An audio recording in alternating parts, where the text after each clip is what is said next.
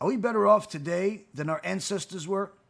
If the imagination is what's controlling your mindset, then certainly you're going to conclude that yes, right now you're watching me from a different part of the world and learning as we speak. On the other hand, the wise among us are going to be more patient before they conclude, because they know that there's a lot more behind this question. Many different types of cultures among Jewry are continuously arguing and debating and competing with each other.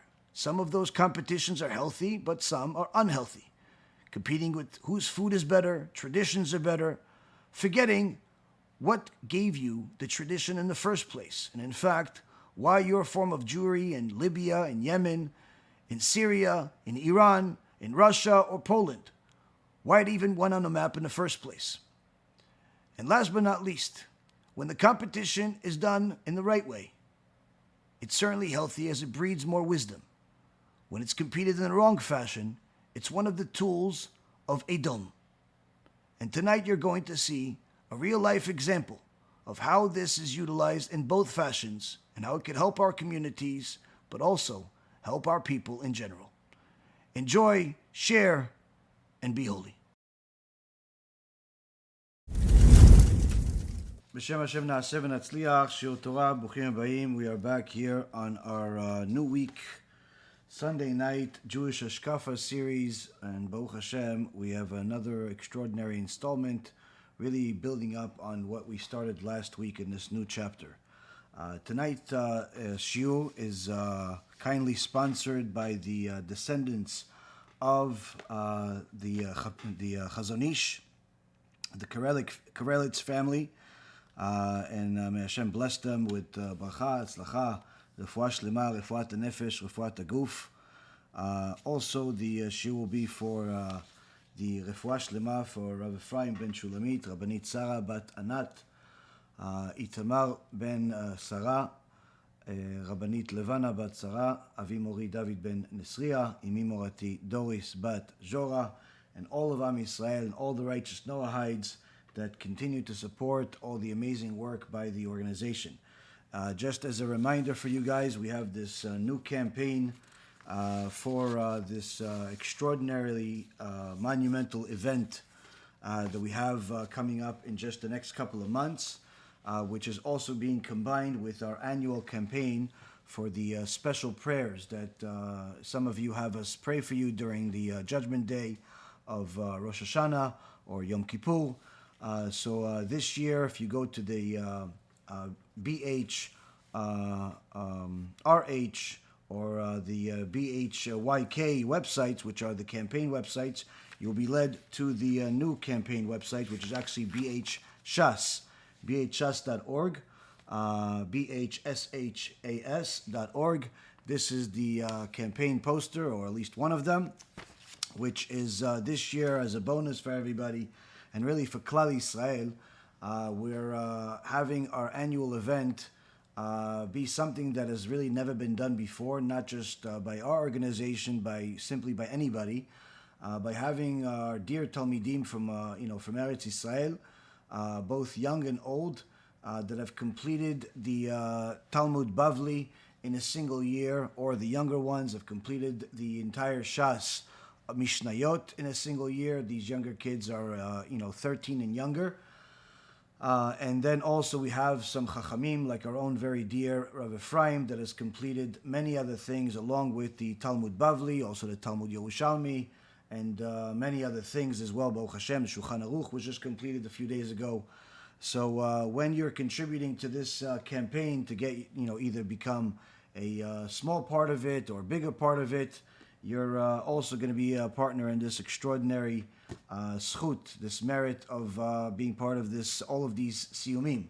Now, for those of you that want us to pray for you during the holidays, this is the regular campaign that we have each year, where each person that donates, whether it's the first level or the second level, they depending on the level of sponsorship, you're also going to get a video with myself and Rav Ephraim, blessing you at anything that's particularly that you want, aside from the usual of getting more parnasa and more good health and anything else. If there's something specific, obviously let us know. I see that some of you that have been with us already in the past have already signed up. Many of you are, still haven't. So, Baruch Hashem, we have a lot more to go, because this year, the big thing about all of these campaigns is that we're utilizing these funds to not only publicize more Torah, more books, more amazing things like the organization always does, but also to feed more poor Jews in Eretz Yisrael during this holiday. So the more we get ahead of time, the easier it's going to be for us to help Jewish families before the holidays. And as you all know, the holidays are very expensive for everybody, to pay for food, for different things that are necessary. So the more we get ahead of time, the easier it's going to be for us to commit to help more families. But either way, B'ezrat Hashem, we will do everything possible, regardless of what help we get. But B'ezrat Hashem will get more. So with that being said, I know that some people are looking for a special hand-holding in these types of campaigns. They want to talk about it. They want to discuss it. They want to be convinced or sold that why they should do this. This is obviously not our way, and it's simply not something that we have the ability to do or interest to do. But I can assure you that all of the people that have done this with us, have signed up for these campaigns, have certainly benefited from them. And I'll give you some real-life examples that I just found out about in the last 24 hours. You all ask, all of you ask for miracles and for stories, and B'ezrat Hashem, we will get some today. So with that being said, we are going to continue this new chapter, chapter 5 of the Chazon Ish, which is titled in Hebrew, Adimyon ve'asechel, which is in essence the imagination and the intellect, or the rationale. Or you could also say it as the non-logical thinking and the intellect. And Chazon Ish has told us this about these two parts of mankind's thinking, whether Jew or Gentile is irrelevant, two parts of the thinking that are in essence going to dictate how your life, both in this world and eternity, is going to go. Where a person is going to have the natural inclination, as he said, to bow his head, to wealth, to power, to the wealthy people, to beauty, to loveliness, to fine buildings and royal palaces, because that's motivated by his imagination, by his non-logical thinking.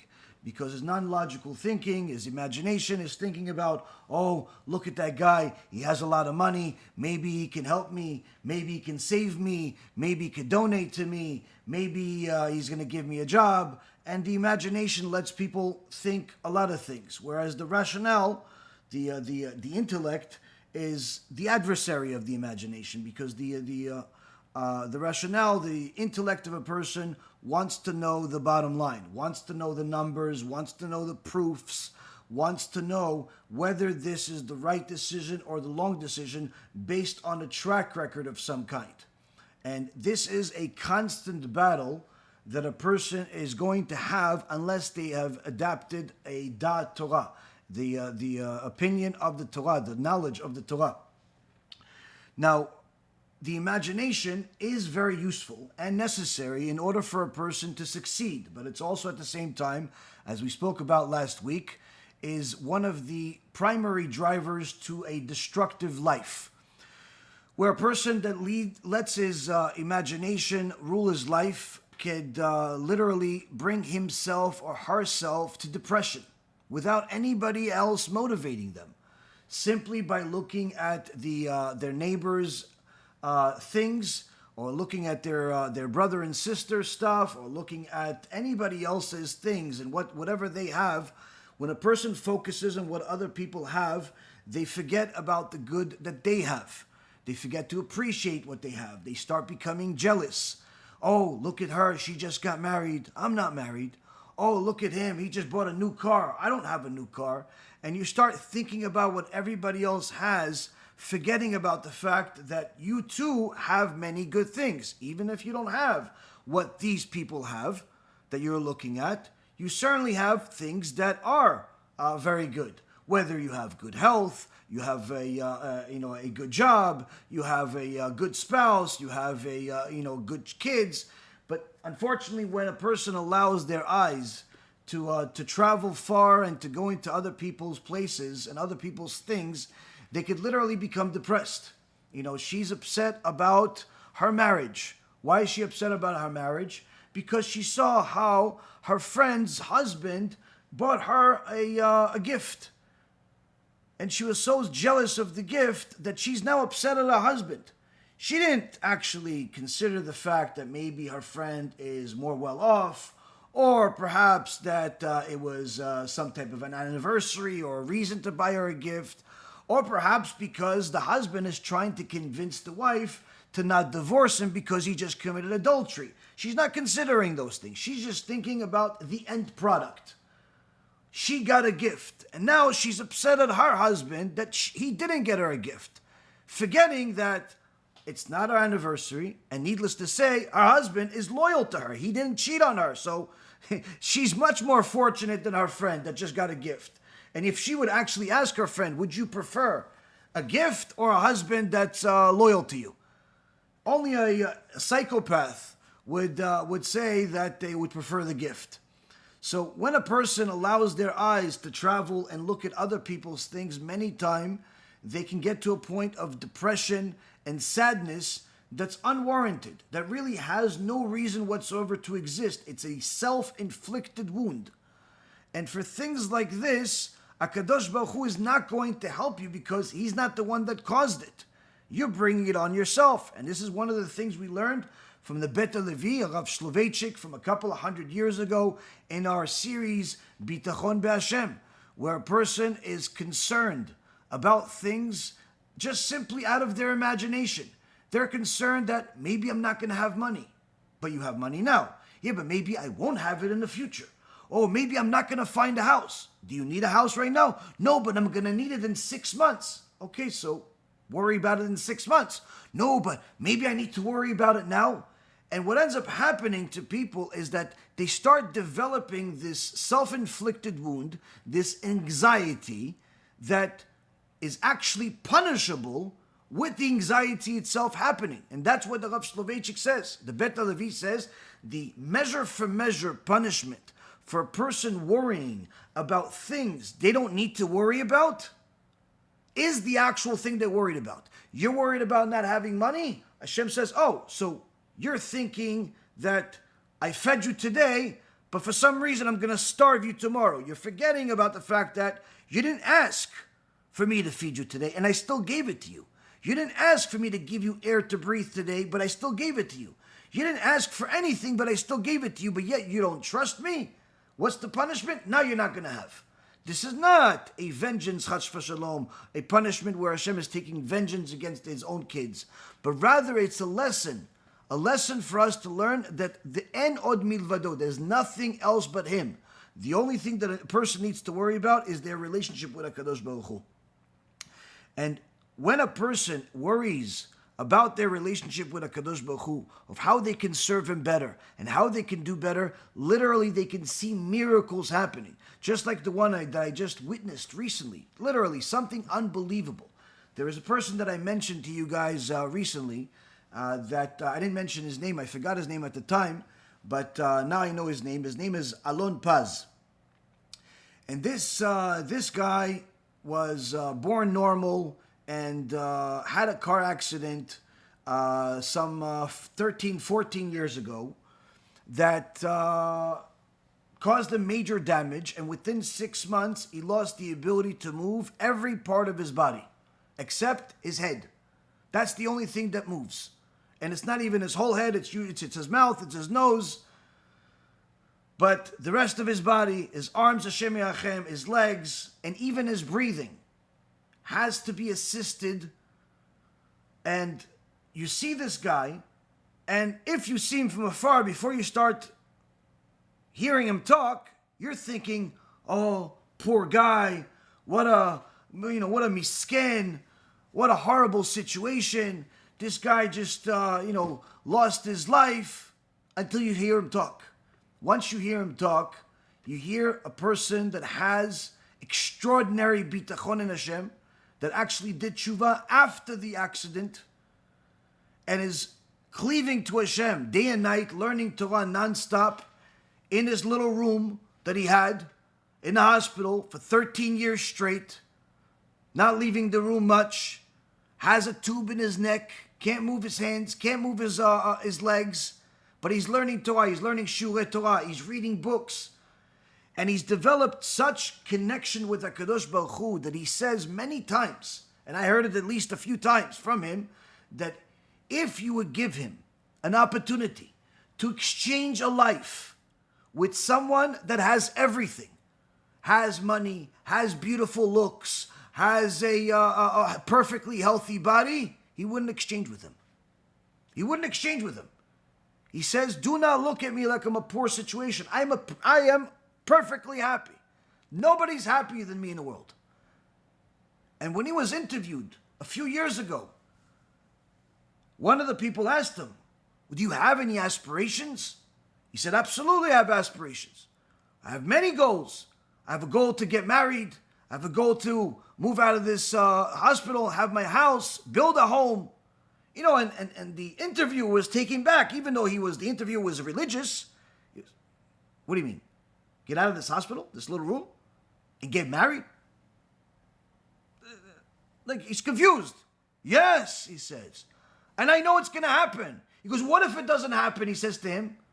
What if it doesn't happen?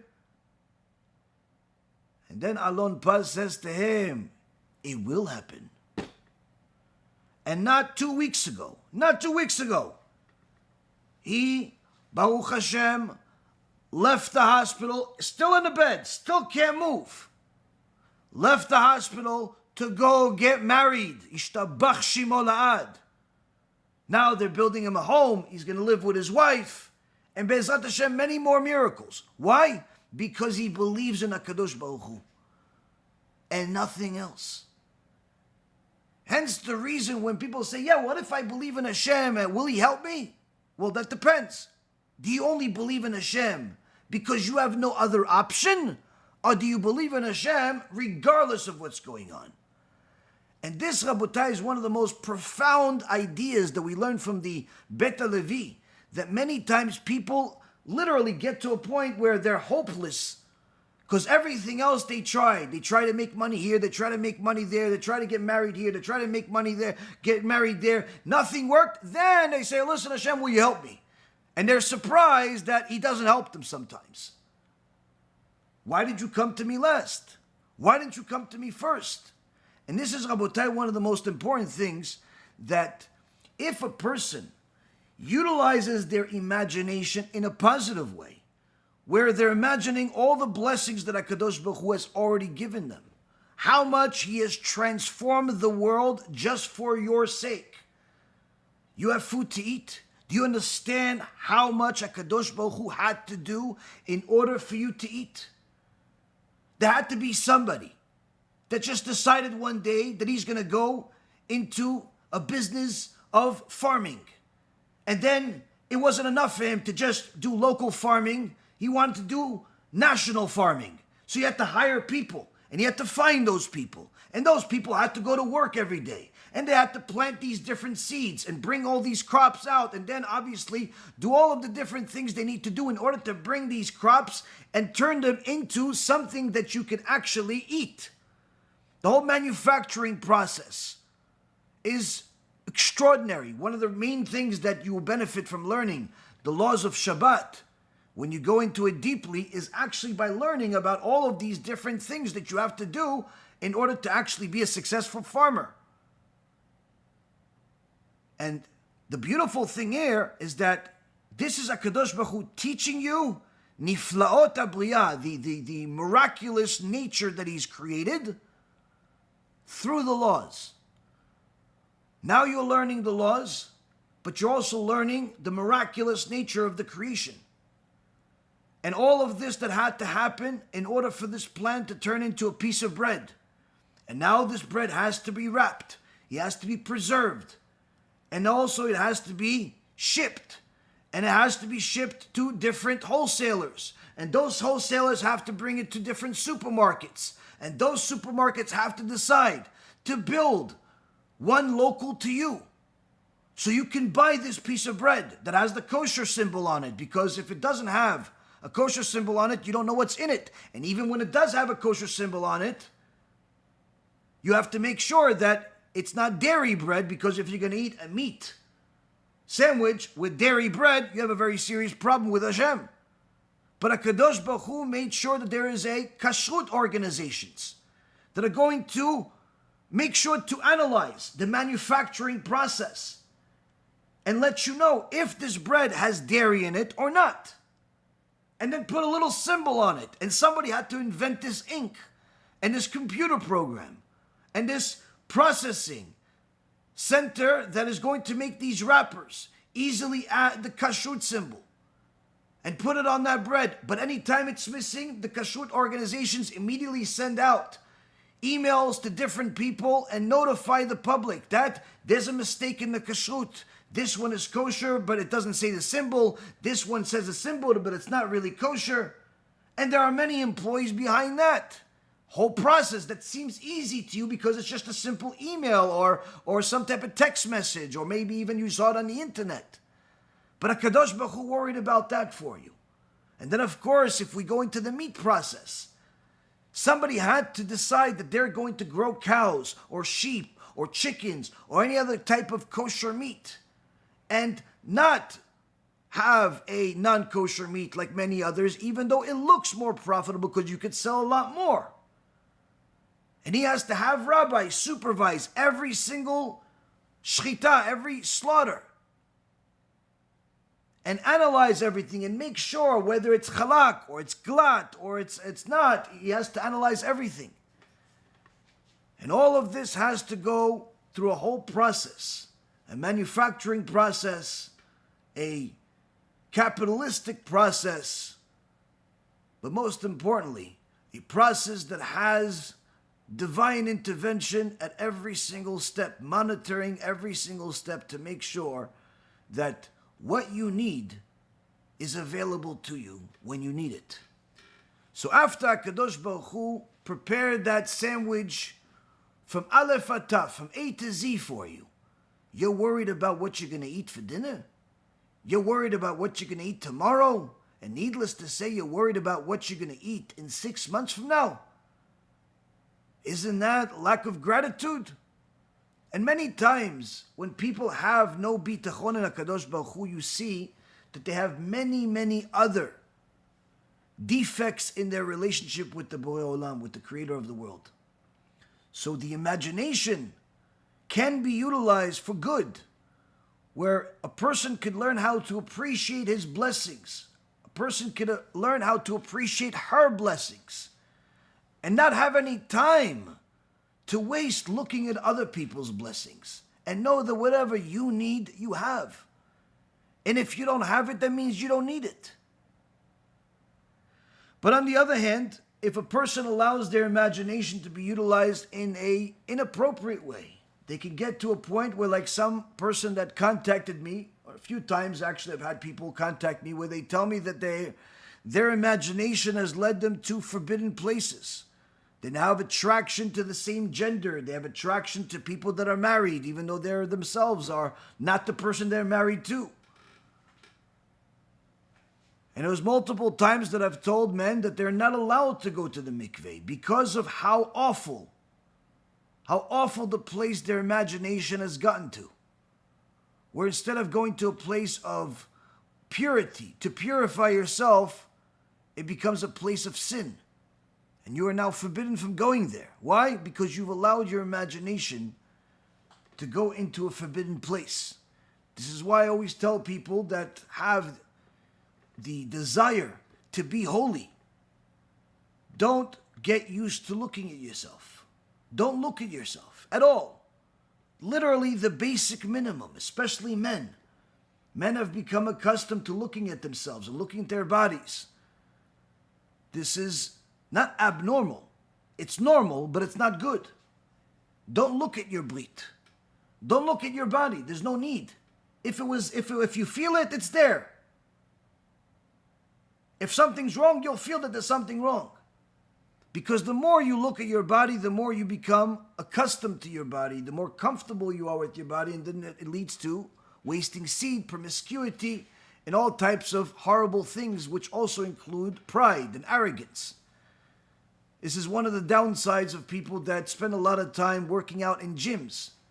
Now, although working out in the gym is good, it's healthy for people that have the time to do it and the ability to do it and interest to do it. But if you're going to spend the entire time that you're working out looking at yourself in the mirror, the gym has become a tool of arrogance for you. It's no longer healthy for your neshama. It may be healthy for your body, but not your neshama. Why? Looking at yourself is unhealthy. So, the imagination could lead you to appreciate the Creator, but it could also lead you to destroy your relationship with the Creator. The same exact tool can be used for good and for bad. Now, the Chazon Ish continues here, and he tells us how the imagination likes the future and doesn't like the present. And this is part of the war between the imagination and the intellect. And he says as follows: it's the nature of man to love competition. If there are two people, one competes with the other. If there are two communities, two edot, one community competes with the other. Or if earlier generations compete with later generations, this too is alluring, producing a clash that is pleasurable to follow. Now the earlier generations claim, we are cleverer than you. The generations are deteriorating with the flow of time. The heart of the earlier generations was wide open, like the entrance of a palace. And the heart of the later generations is like the eye of a needle, to which the later generations respond to it, saying, but the earlier generations were idlers. They had no contact with other nations, and the people in the various parts of the world did not know each other. All their food was natural, and they dressed in sheepskin. They fought their wars with swords and spears and bows and arrows and catapults. But we, the more recent generations, the later generations, we have put down railroad tracks all over the world. We have created a telegraph, a telephone, radio. We made all of mankind into one family where all scholars of the world can confer together as if this world is one big city. We have even made towers that fly through the air, and we are lighter in flight than eagles. We have also built many factories that produce various goods such as our forefathers never imagined. We have also invented weapons, world-destroying bombs that can kill thousands and tens of thousands. It's below our dignity to compete with the earlier generations that lacked all of these things. Would a giant want to compete with a dwarf? Up to here is what we're going to discuss today. The ultimate battle between us here today and the previous generation. Because the imagination that loves the future hates the past. The intellect, on the other hand, analyzes things for what they are, which we'll get into in the next section. But what is all of this battle about? Are we really better off than the previous generations? Now, of course, somebody that has learned some Torah can easily say, yes, we're better off, but do you know why? Is that even an appropriate question to ask, whether we're better off than the past or not? Should we be asking something else? So, first and foremost, the Chazon Ish starts off by letting us know that thinking about this is very normal, because it's part of the nature of man that loves competition. People love to compete. One person competes with the other. One brother competes with his other brother or his sister. Who has the better drawing? Who has better answers in the test? Who has a nicer bike? Who has a nicer car? Who has a nicer house? People compete constantly. Who could get from here to there faster? And the competition is part of mankind's mentality. In fact, it's necessary if it's utilized the right way. The Gemara says that competition between two Chachamim is good because it creates greater wisdom. But competition between two regular people is unhealthy because it creates jealousy. Now, sports in general would not exist if it was not for competition. That's the whole point of them.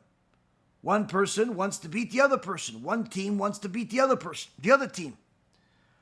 And there was one time a guy that came to a Rav Schwadron. Rav Schwadron was an extraordinary Talmid Chacham, Mizakeh Rabim, and literally went all over the world just to help Jewish people get closer to HaKadosh Baruch Hu in his unique and extraordinary style of speaking and teaching. Rav Schwadron was an Ashkenazi Jew that loved all Jews. Whether they were Ashkenazi or Sephardi did not make a difference. And one time a Jew came to him and told him, Rabbi, listen, I keep Shabbat, I keep Kashrut, I come to the shiur, but I have a problem that I can't come to the next shiur because I also love soccer. Love soccer, kaduregel in Hebrew. And there's a game between two championship teams, and I can't miss the game. I have to watch the game. Rav Schwadron, in his cleverness, he says to him, "Maze kaduregel? What is this soccer?" The Talmid is shocked. How does the rabbi not know what kaduregel is? He says to him, the old man, so maybe in his time there wasn't any soccer. He says to him, well, it's two teams. Each one has 11 players. And there's one ball, two nets, and each team tries to get the ball in the net of the goal of the opposing team. So Rav Schwadron says to him, so why are they fighting? Why all this fighting and this arguing? Just be nice to each other and take turns. Tell the blue team to go. They can kick for a little while, put the goal in the net as much as they want, and then once they finish, after a few minutes, give it to the red team, and they let them kick the ball in as many times as they want. Be nice to each other. Why are they arguing for? Isn't that a better solution? And the man laughs. He goes, no, Rabbi, it doesn't work that way. It doesn't work that way. You can't just give the team the ball. He goes, why not? Why, they're not nice people? He goes, no, they're great. It's just that there's a guy, one of the 11 people, he's called the Goalie. And he is there, and he is going to try to stop the ball. So Chassidut says that, okay, easy solution. Tell him, don't come to play if you're going to do that. You're ruining the game. We're trying to be friends. Get out of the way. You're ruining the game for us. He goes, no, Rabbi, that's not the point. No. It's not that he's ruining the game. That's the whole objective of the game. He's trying to stop the ball, and so is the rest of his team. Because if they just let each other score all the time, there's no point. The whole challenge of the game is who can score more while stopping the other guy. Says to him Rav Schwadron, your ears should hear what your mouth is saying. If you're saying that the whole objective of the game is to score when there is a defender, when there's someone going in trying to stop you, that's the whole point of the game, or else there's no point. Why would you be the champion? Why would you be the winner if there's no one getting in the way? The same thing applies to your Torah. It's easy for you, like you said, to keep Shabbat. It's easy for you to eat kosher. It's easy for you to put on a tzitzit. It's easy for you.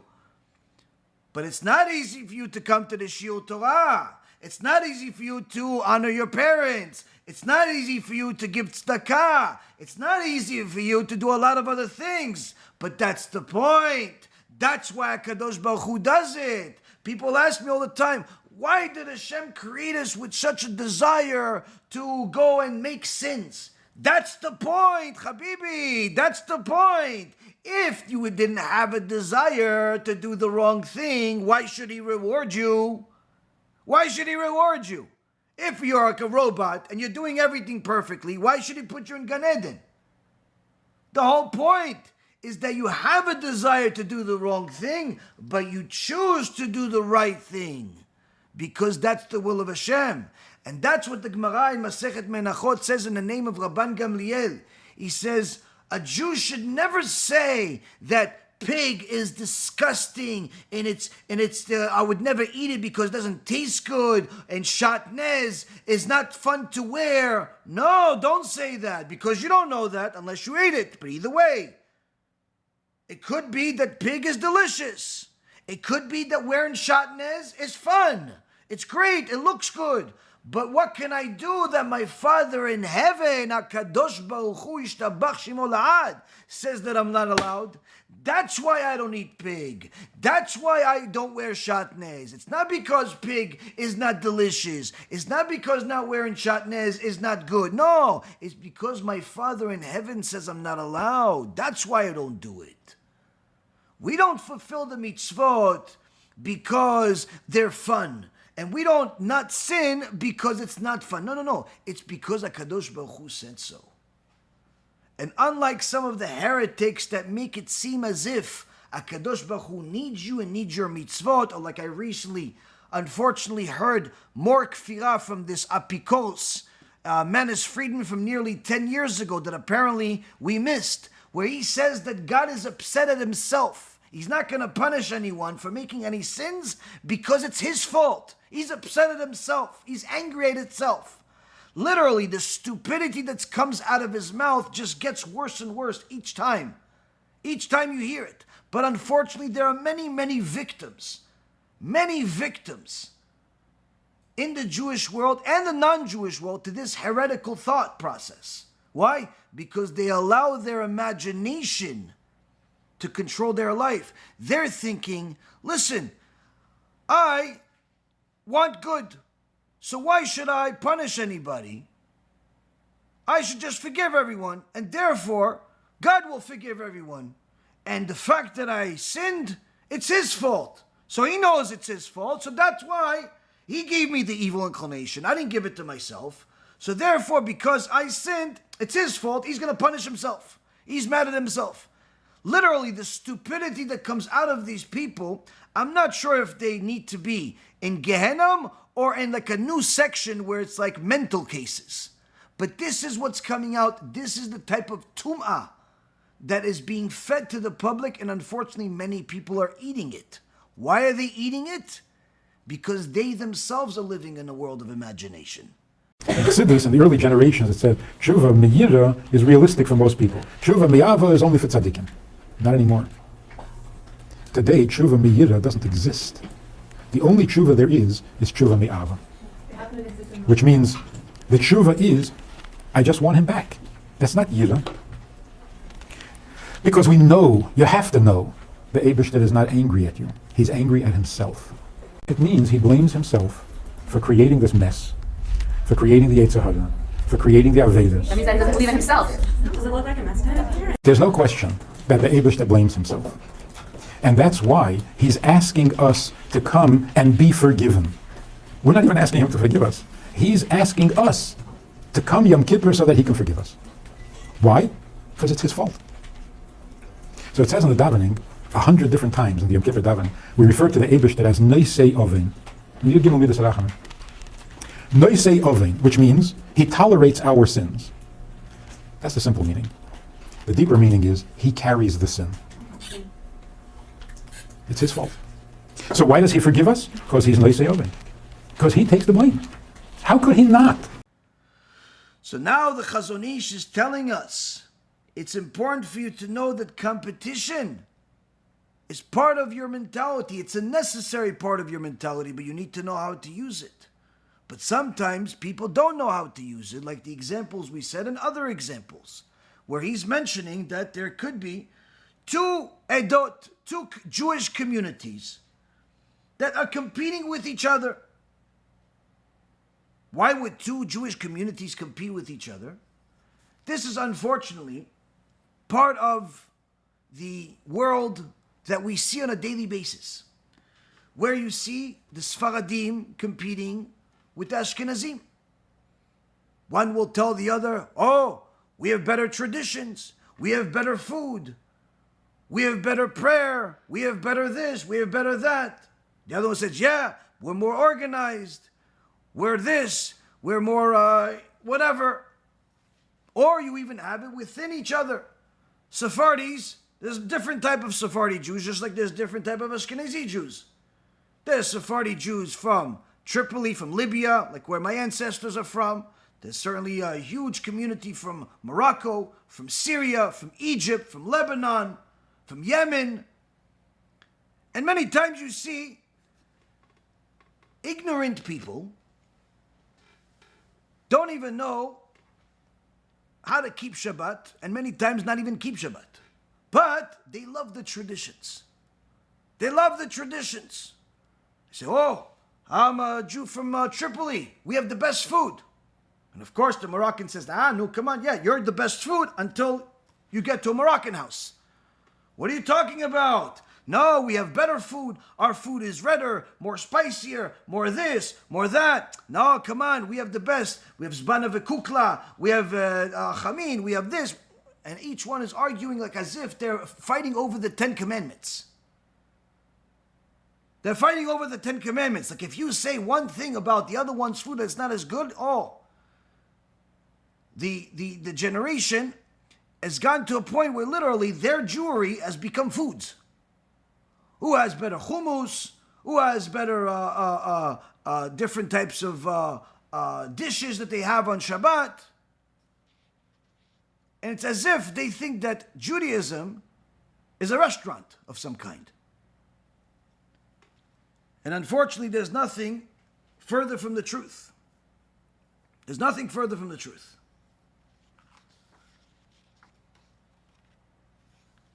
Next, we also see that the earlier generations compete with the later generations. Earlier generations are competing with the later generations. And he says this too is alluring and produces a clash that is pleasurable to follow. Why is it pleasurable to follow? On one end, it's pleasurable where it's foolish, but it's pleasurable for people that are on different sides. Where the ones that are of the older generation, they're very confident in their ways and their traditions. So much so that they frown upon the current generation. They always mention, oh, we are cleverer than you.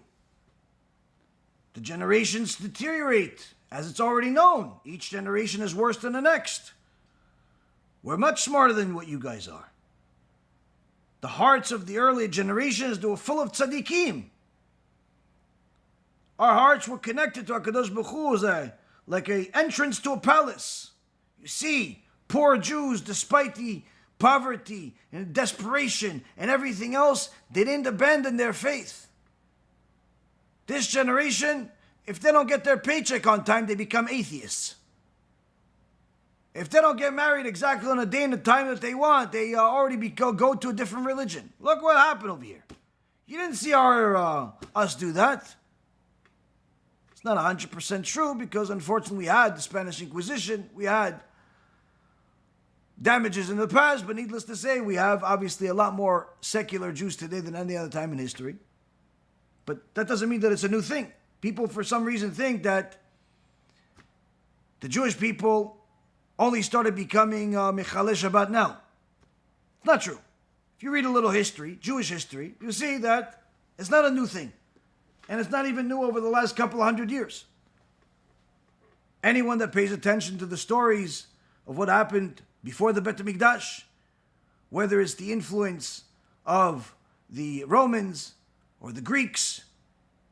What did you think that those Jews that became mityavnim, became Greeks, you think they continued keeping Shabbat?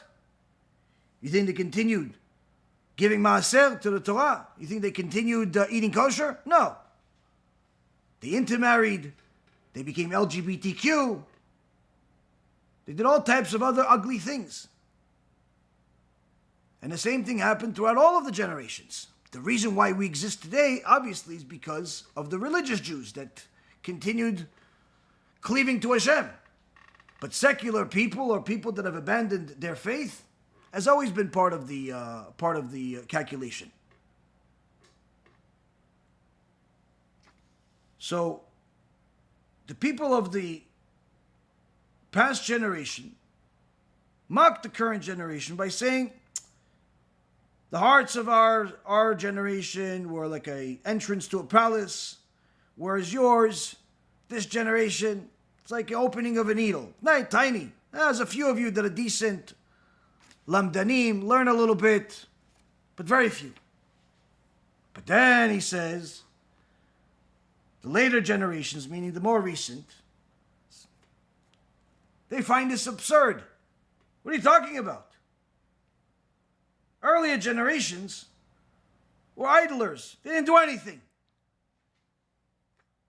They had no contact with the other nations. And the people in the various parts of the world, they didn't even know about each other. Why? Because this guy lived in Morocco. He didn't even know about anybody who lived in Tripoli. In fact, there is a truth to that, where many times, especially this was a thing that came to light after modern-day Israel enabled many Jews from all over the world to come to the land of Israel, and many Ashkenazim didn't even realize that Sephardic Jewry was still in existence. And even more so, when they saw extraordinary Chachamim, like Rabbi Ovadia, they didn't know what to do with it because they couldn't believe that the Sephardi world has such great Chachamim. And it took them time to adapt, and some, unfortunately, still haven't adapted until this day, and are still, unfortunately, very racist against their own brothers. Why? Because he came from Poland, he came from Russia, he came from somewhere in Europe, and the other one, the other Chacham, came from somewhere in Egypt, or Tripoli, or somewhere else in Sephardic Jewry. And unfortunately, there's a lot of animosity still to this day in Eretz Yisrael between the Ashkenazim and the Sephardim. It's improved in the last 50 years. It used to be much, much worse. But nonetheless, it still exists. It still exists. I remember one of the most horrifying stories that I ever heard was that when Rabbi Ephraim was still younger, and he was going to YESHIVA, and now he had to go to Yeshiva Gdola, and he was already known as an extraordinary Talmid Chacham. And he wanted to go to the best yeshiva, and the best yeshiva at the time was an Ashkenazi yeshiva. The test that he took, perfected it. It was the best of the best, top of the class. But then the guy that was running the administration told him, I'm sorry, we can't accept you. But I got the best grade out of everybody. Yeah, but we have to maintain a ratio. And unless you can bring 2 Ashkenazi Jewish friends that you have to attend, we can't allow you to come in. Now, of course, young kid, this was devastating. You're not going to let me in? Not because of my grades, not because of anything else other than the fact that I'm Sephardi. Now, of course, this was all from Shamayim. He ended up going to a different yeshiva, which over there he excelled and grew in ways that certainly he wouldn't have been able to do elsewhere. But this is not 500 years ago. This is 20 years ago or less. And this still happens to this day. And unfortunately, many times what ends up happening is that young, talented Sephardi bachurim end up becoming more Ashkenazi. Why? Because they want to go into the best yeshiva, and the best yeshiva is sometimes an Ashkenazi yeshiva that won't let them if they're too Sephardi. And this is even worse for girls. They won't let her in because she comes from a Sephardi house, because they have to maintain the Ashkenazi quota, and if they do let her in, as I know first-hand experience from the Rabbanit, Rabbi Ephraim's wife, as well as from different students that we have, if they finally let her in, if she's Sephardi, she also gets a certain amount of abuse for being Sephardi. And you can say, wait a minute, but shouldn't somebody complain? To who? Who are you going to complain to? If you complain, they throw you out. Okay, you don't like it, go somewhere else. And unfortunately, this happens. And it's not all yeshivot, and it's not all seminaries, but it does exist. Just like horrible things like pedophilia exist, and rape exists, and theft exists, and all types of crimes exist, this exists too. And don't worry, eventually HaKadosh Baruch Hu will pay each one of these people that does these types of things. But at the very least, a person needs to understand that all of this stems from a bad place. A misuse of competition. A misuse of competition. Instead of using competition to become better, to do better, to help better, you use competition to look down at everybody as you're lifting yourself up while stepping on them. And one of the things that the Mishnah says, "Amitkabed beklon chavero en lo chelek le'olam haba." Someone that takes pleasure in his brother's downfall loses his olam haba. You're not allowed to make fun of your brother because he fell. There's no permission. Oh, look, he got sick because he's a sinner. No. You don't say stuff like that. You can say these types of sins lead to sickness because that's what the Gemara says. These types of actions lead to death because that's what the Gemara says. But after it already happened, go and try to help this person if you can. Help them do teshuvah. Help them get closer to HaKadosh Baruch Hu. Give them some chizuk. Don't take pleasure that they fell down and now they have become the nothing that they didn't realize they were. Always remember, the goal of rebuke is to help people, not to look down at them. When we say that so-and-so is a rasha, that's because his actions are that. If he does teshuvah, if she does teshuvah, they're now a tzaddik. You have to love them no less than you love the biggest tzaddik in the world. And the only reason why you have the permission to call them a rasha is because the Torah calls them a rasha. But you don't hate them personally, you hate their deeds. If they change their deeds, you have to love them, you have to help them, you have to support them. And in fact, even before they change their deeds, if you can actually help them do teshuvah, that's what we do every single day.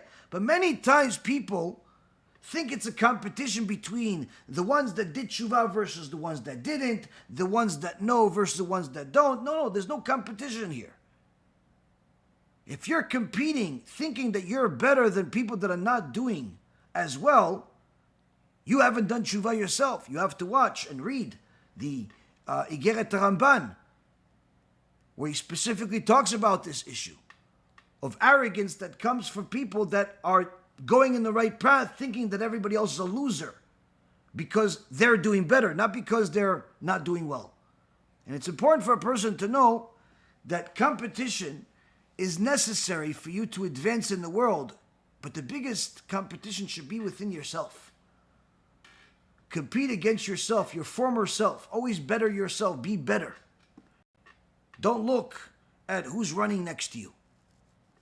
Look at yourself. What did you do yesterday? Can you do better today? How much did you learn yesterday? Can you learn more today? How much did you learn last year? Can you learn more this year? Have you sanctified yourself since last Rosh Hashanah, or are you the same person that you were last year? If you arrived at Rosh Hashanah last year, the same way that you are right now, you have failed miserably at growth. You don't have time to compete with anybody else. You're not even competing with yourself the right way. A person has to know that they have to constantly elevate themselves and compete with themselves. Don't make yourself feel better because you're surrounded by people that are not keeping anything at all. That's not going to help you in the Bedin of Shamayim. Because he doesn't know how to read, that doesn't make you a better reader. Because he doesn't give tzedakah at all, that doesn't mean that your $100 that you gave tzedakah is generous. It all is depending on where you are and how much you can do. And that's what a Kadosh Baruch Hu is going to analyze. But the younger generation is too enamored with the future, the innovations.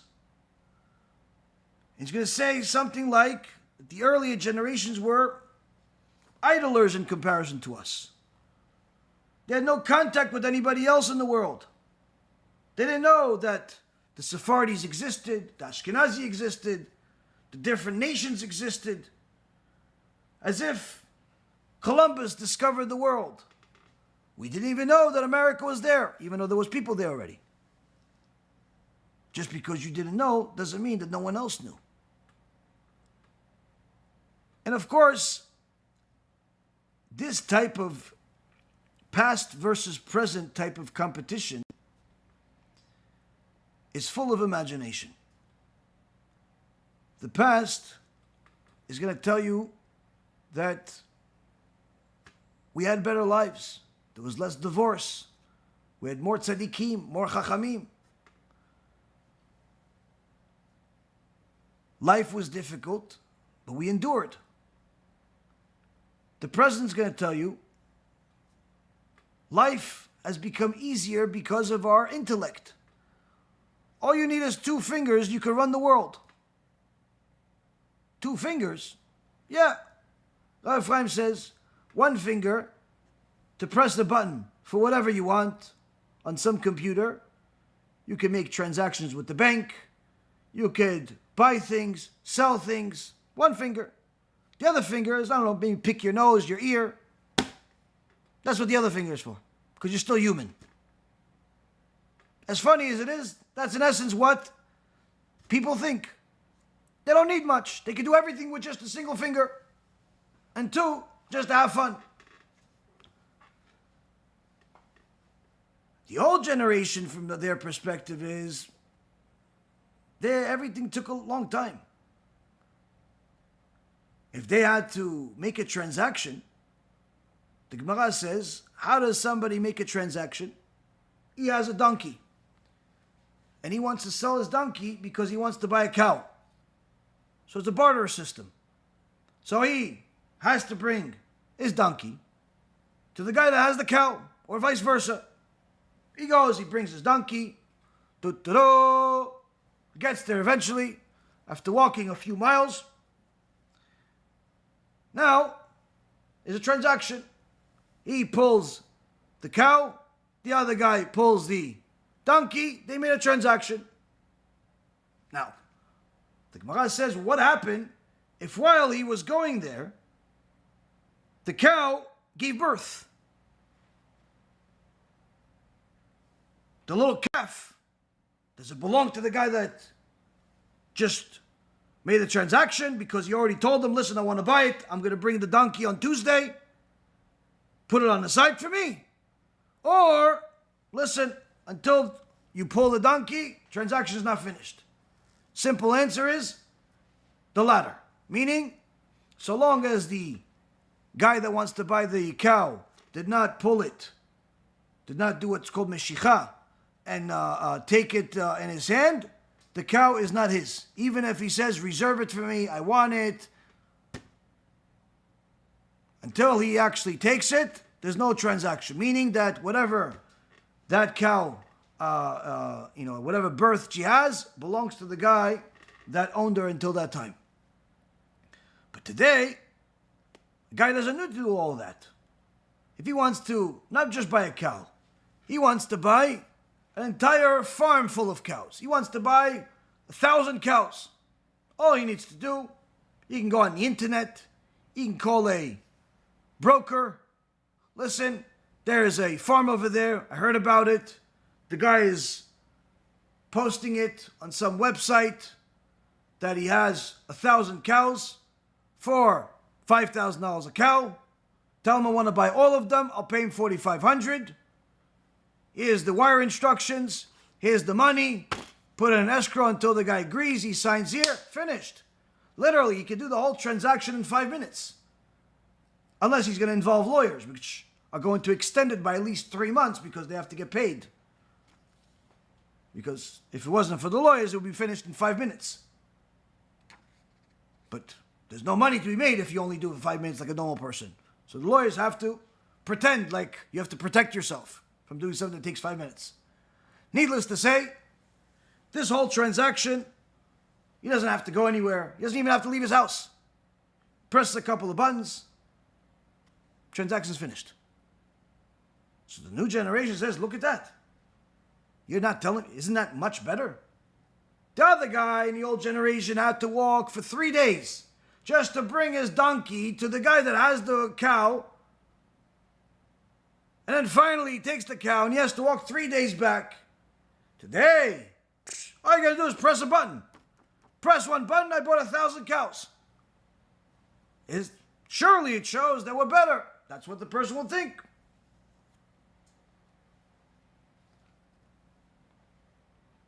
The old generation, they may not even have known anybody that had that many cows unless he was local to them. It says their food was natural. They were dressed in sheepskin in the old generation. Today, we have all types of food. You go to a grocery store for the first time, you get confused. 20 different cereals, 15 different types of salts, 100 different sugars. Why do I need so many different types of sugars? Why so many cereals? That's because everybody's in this business and HaShem gives money to everybody. Enough to make all these different products. I have a student that immigrated from a different country to the States, and apparently from where he came from, they had like the old style, very, very simple, small stores, maybe 1 or 2 different types of cereals, 1 type of salt, 1 type of sugar, 1 or 2 types of everything, small little mom and pop shop. He came to the States, walked into a Walmart, almost had a heart attack. Whoa, there's 85 different things of everything. If you want to get a plate, you have to go on an entire aisle, not to find a plate, just to simply go to the different variations of plates. There's a plastic plate, and there's metal plate, and there's glass plate, and there's blue, and there's green, and there's purple, and there's this, and there's all types of plates. And then after you get the plates, okay, so let me get some paper towels. You go to the next aisle, and there's 100 different types of paper towels. There's ones that are 10 feet, and 12 feet, and 30 feet, and the ones that are double threaded, and triple, and single, and this one, that price, and they single packages, and in multi-packages, and family packages, and Ganon packages, and all types of packages.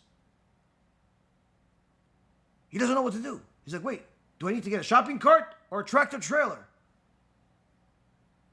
He just came there to get a plate, maybe a piece of cheese. He left with $500 worth of stuff. Why? So much variation, I can't miss out. So, of course, the mind of today thinks surely that variation is better. At least that's what they would think. In the old generation, they wore sheepskin. Today, you want to get clothes? There's literally no end to the clothes. All types of strange idol-worshipping names. Different names of Gucci and Armani and Zara and Dara and whoever and DKNY and some other flamer over there, LGBTQ. All types of names. Each one sold at top prices for absolutely no reason whatsoever before they go into the discount store and sold for $5. And people pay for it. In fact, the more expensive, the more people want it. Why? Competition. Competition. In fact, that's one of the things that is the product of competition, is a lack of rationale. A lack of rationale. Shlomo HaMelech says in Kohelet, Ecclesiastes, chapter 4, verse number 4. וראיתי אני את כל עמל ואת כל כישרון המעשה, כי היא קנאת איש מרעהו, גם זה הבל ורעות רוח. Shlomo HaMelech says, and I saw that all labor and all skillful enterprise spring from man's rivalry with his neighbor, competition. This too is futility and vexation of the spirit. Here Shlomo HaMelech, who was extraordinarily wealthy, so wealthy that he paid Hiram, Melech Tzur, for the wood that he gave him to help him build the Bet HaMikdash. He paid him by giving him a city of gold. Not a pillar of gold, not a tractor carrying gold, not a truck full of gold. No. A city of gold. Everything was gold. For what? For pieces of wood. That's how much gold Shlomo HaMelech had. And he says, he saw all the labor, all the skillful enterprise, everything that people do. They keep innovating, they keep building, they keep doing. He built a house with a villa, 1 story, 5,000 square feet. The next door neighbor has to outdo him. What does he do? 2 stories, 5,000 square feet for each floor. Before you know it, another person moves into the house, destroys the house that he has there, and builds a palace, 3 stories, 20,000 square feet. And there's a house competition.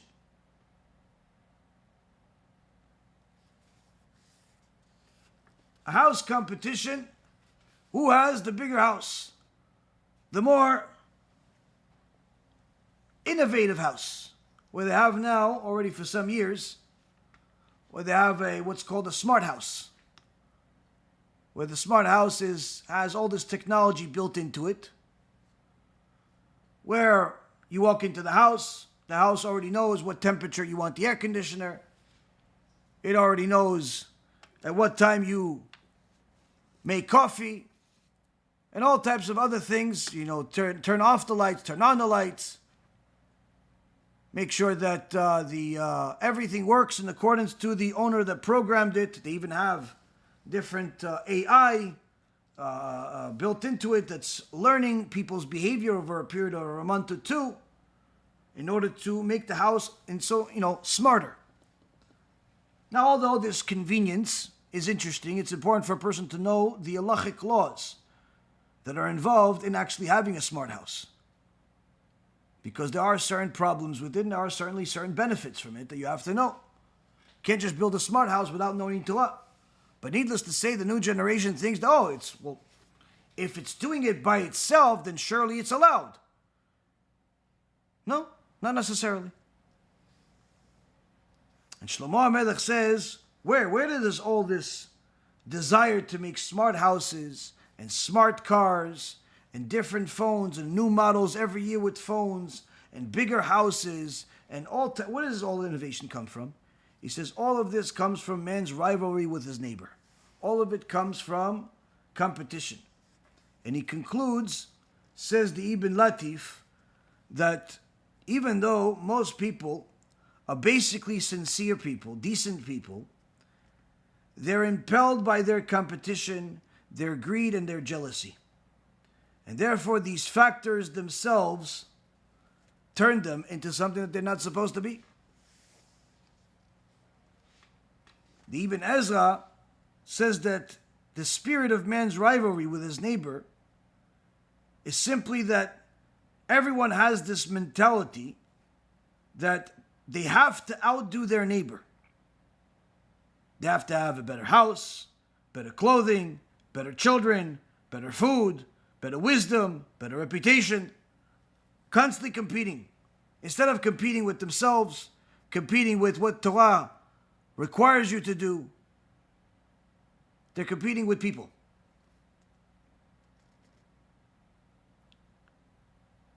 And lastly, the Sha'ar Bat Rabim says that because the drive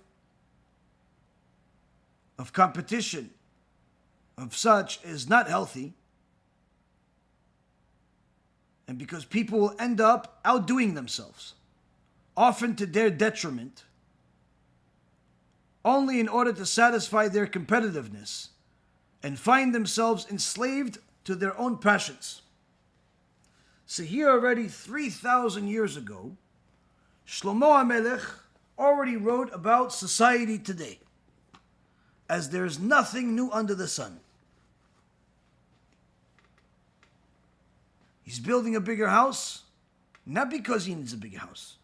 In fact, as he got richer, he needed a smaller house because his kids got older and they left the house.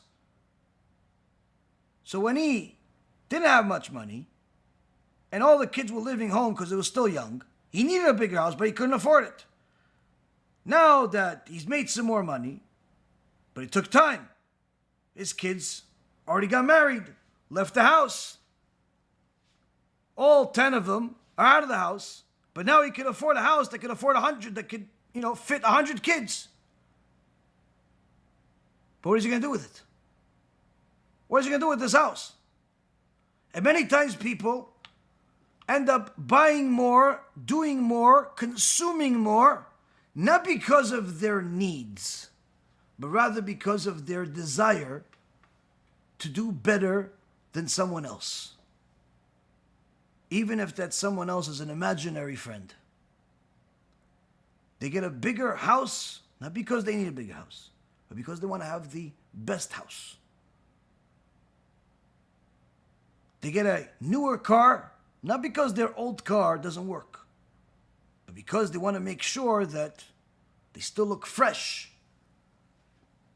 next to the competition, whoever that may be. And if somebody got the same car, that's like, you might as well kill them. They get depressed. I know somebody, overall good person. But when it comes to cars, literally a sick person. Sick. Like if there was an institution that helps people that have an obsession with cars, I would send them there. I'd even pay for it. He gets a car, whatever model, I don't know, whatever truck or SUV or whatever car he has, in some color that he likes. And he's as happy as can be. Even though he already had a car. And it wasn't really old. Maybe a year old. He wanted a new car. Fine, no problem. Gets a new car. He gets the newest shade of white. Not really sure what that means, but the newest shade of white. Somehow white changed over the years. Newest shade of white. This is unique. This is the newest model. This is this. This is that. Mabruk. Mazal tov. Not a month passes by. What happened to your newest shade of white car? Oh, nah, it's a piece of garbage. Why, it didn't drive? No, it drove. What, the computer system in the car didn't work? No, it worked. It's a piece of garbage, though. What, it was slow? No, it was fast. So what makes it a piece of garbage? What's wrong with it? Listen. The guy sold it to me. He said, this is a unique, limited edition. That's why it's so expensive. No, so what happened? He lied to me. What? Already a month later, I saw some guy in the highway has the same thing. I saw somebody in the highway has the same thing as this guy, as I have. It's a piece of garbage. Wait, because you found that somebody else has the same car, it becomes a garbage? That's your garbage? Give me all your garbage. Yeah, I like garbage like that. from sick people. No, I turned it in. I got it exchanged for something else. What'd you get something else? No, I got the newest edition, the newest edition. It's a different, newest shade of white. Okay, where is it? This car you have right now is a blue car that's a simple car for $200 a month. No. I have this one for the next 6 months until the newest one comes in 6 months from now. Wait, so you're telling me that because you saw somebody have the same car on a highway, you're willing to drive a car that's literally not even the ma'asel of the car that you have for 6 months just to get a car in hopes that nobody else has this other car? And you know how many people like this there is? Do you know how many people like this there is? There's this thing that the people of the West admire, and even actually, needless to say, people in Israel admire about Saudi Arabia and Dubai. What do they admire about them? That over there, their police officers, the police car is a Lamborghini. You know, a $200,000 car, $250,000 car. So when a policeman in America or in Israel, bumps his car, ruins his car, it's like, no, come on, what do you have now? You ruined this car, big deal. You know what they have in Dubai? You know what they have in Saudi Arabia? Police over there is driving Lamborghinis, not like you guys. What are you driving, a Ford? It's nothing, it's garbage. Why is it garbage? Because it's not a $250,000 car, it's garbage. Does it go from point A to point B? That's competition. Unhealthy competition. Unhealthy competition that has gone to such an extreme that in a place like Saudi Arabia, where literally there are people that don't have food to eat, but yet the government, the rulership over there, wants to the image to look good, so they give $250,000 cars to their police officers. If they simply took all those cars and gave them normal cars and used that extra money to feed people, things would be much better. But, of course, competition would not allow that. And many times, the wealthier somebody is, the more insane they become when it comes to this competition. They want to buy a plane, but as long as no one else has it. I saw a video. Young man apparently comes from a family of very wealthy people. Obnoxious, disgusting behavior. I highly doubt this kid even knows what MUSSAR is. But when he was buying this plane, in this 1-minute video, the main thing that he asked the plane broker is to make sure that not many people have this plane. He says, listen, I have to entertain my clients, and I want to make sure that I don't run into anybody else that has this plane. And I'm thinking to myself, this is literally insanity. When you're flying in the air, there's no traffic where you see somebody else's plane and say, hey, what, you have a G700? My plane is garbage. I'm going to crash it on purpose. No, you just fly to wherever you're going. In fact, when you're down there, no one pays attention to it, and whoever it does is usually the pilot. But the sickness has gone to such a level that he only wants a plane that no one else is going to have. They only want a watch that no one else has. They only want a car that no one else has. Because that makes them feel special. This, Rabotai, is exactly what Shlomo HaMelech is talking about. The imagination of a person taking over the natural inclination of competition and magnifying it in a horrible fashion to the point where the person becomes a slave to their passions, to their desires, and even to other people's desires.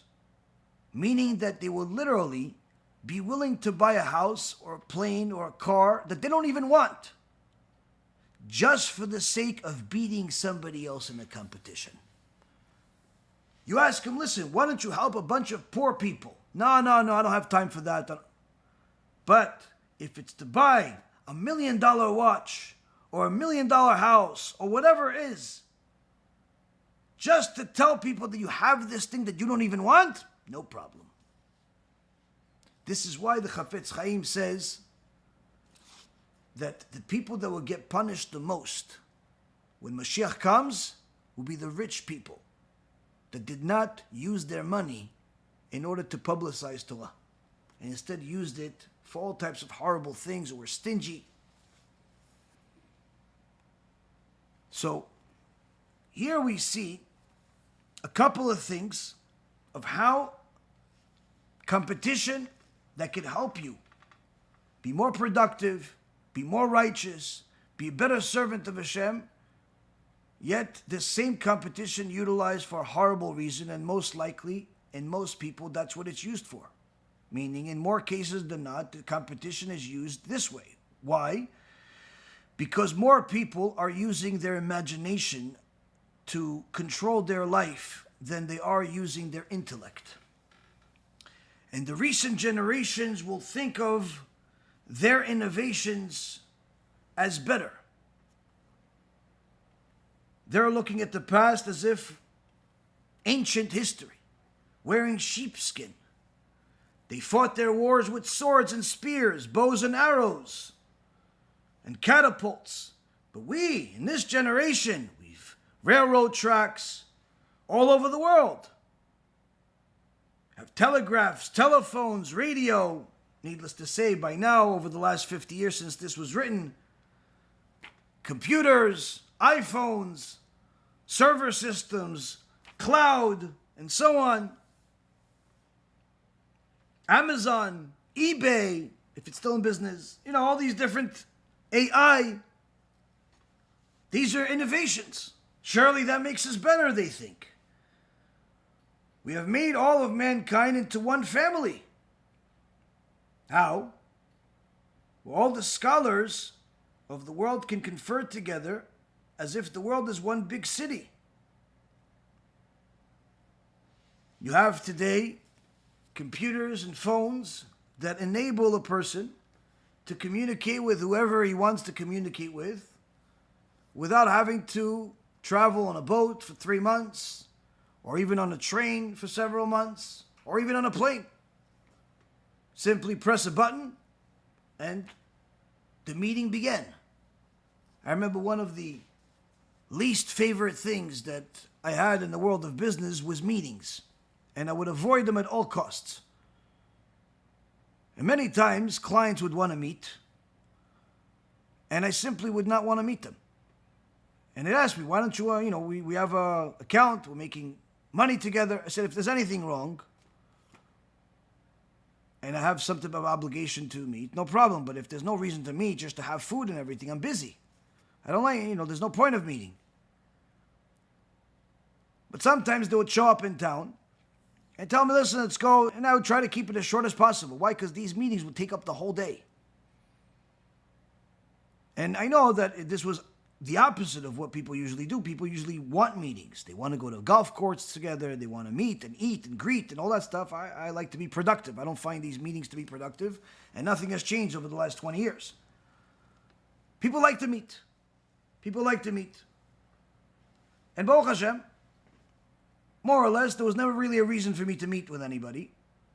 But sometimes I would if either there was no other way, or something had to happen through a meeting, or simply because I actually wanted to meet for whatever reason or another. But generally speaking, this was very rare. I had one client, I must have done with him at least $200-300 million worth of business. Never met the guy. Don't even know what he looks like.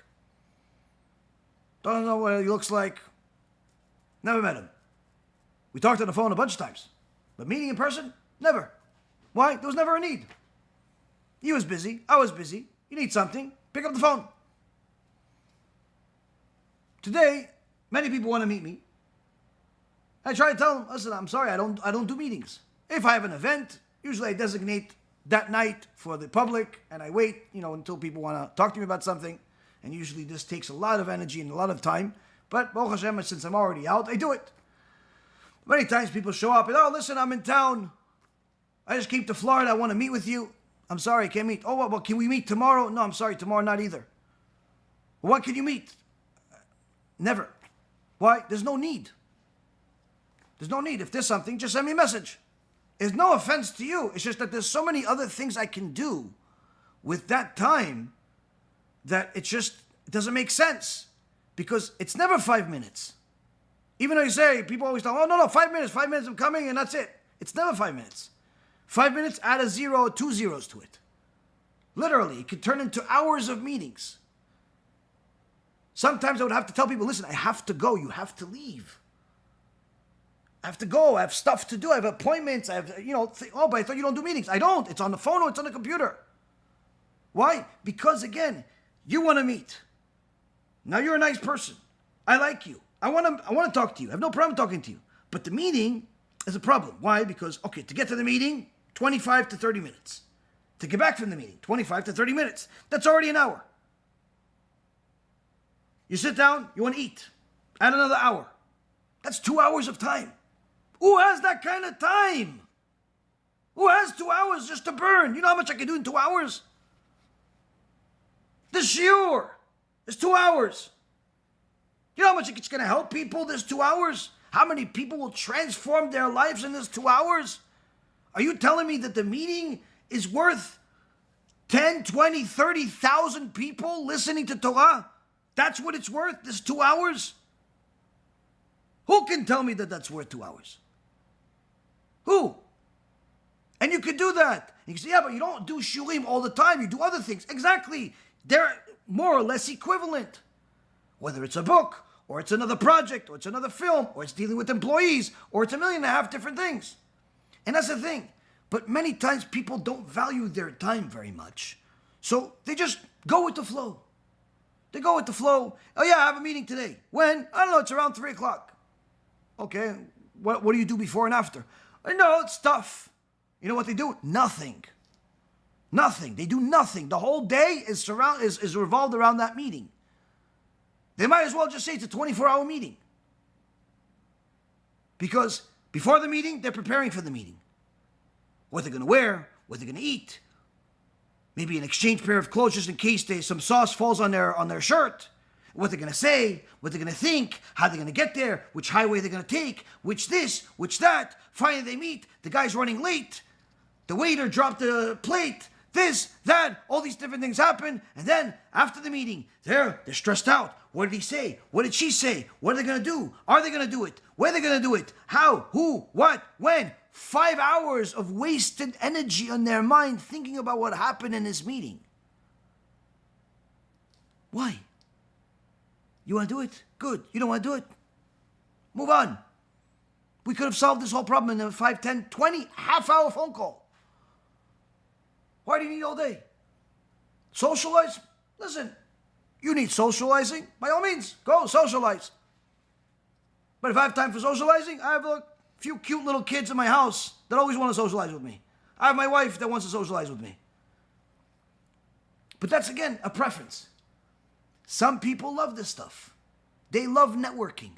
They want to go into the insurance business or into the investments business or into consulting business. All types of businesses where literally the entire business is one meeting after another. They hire somebody that their job is to make phone calls to different types of prospects just to create meetings.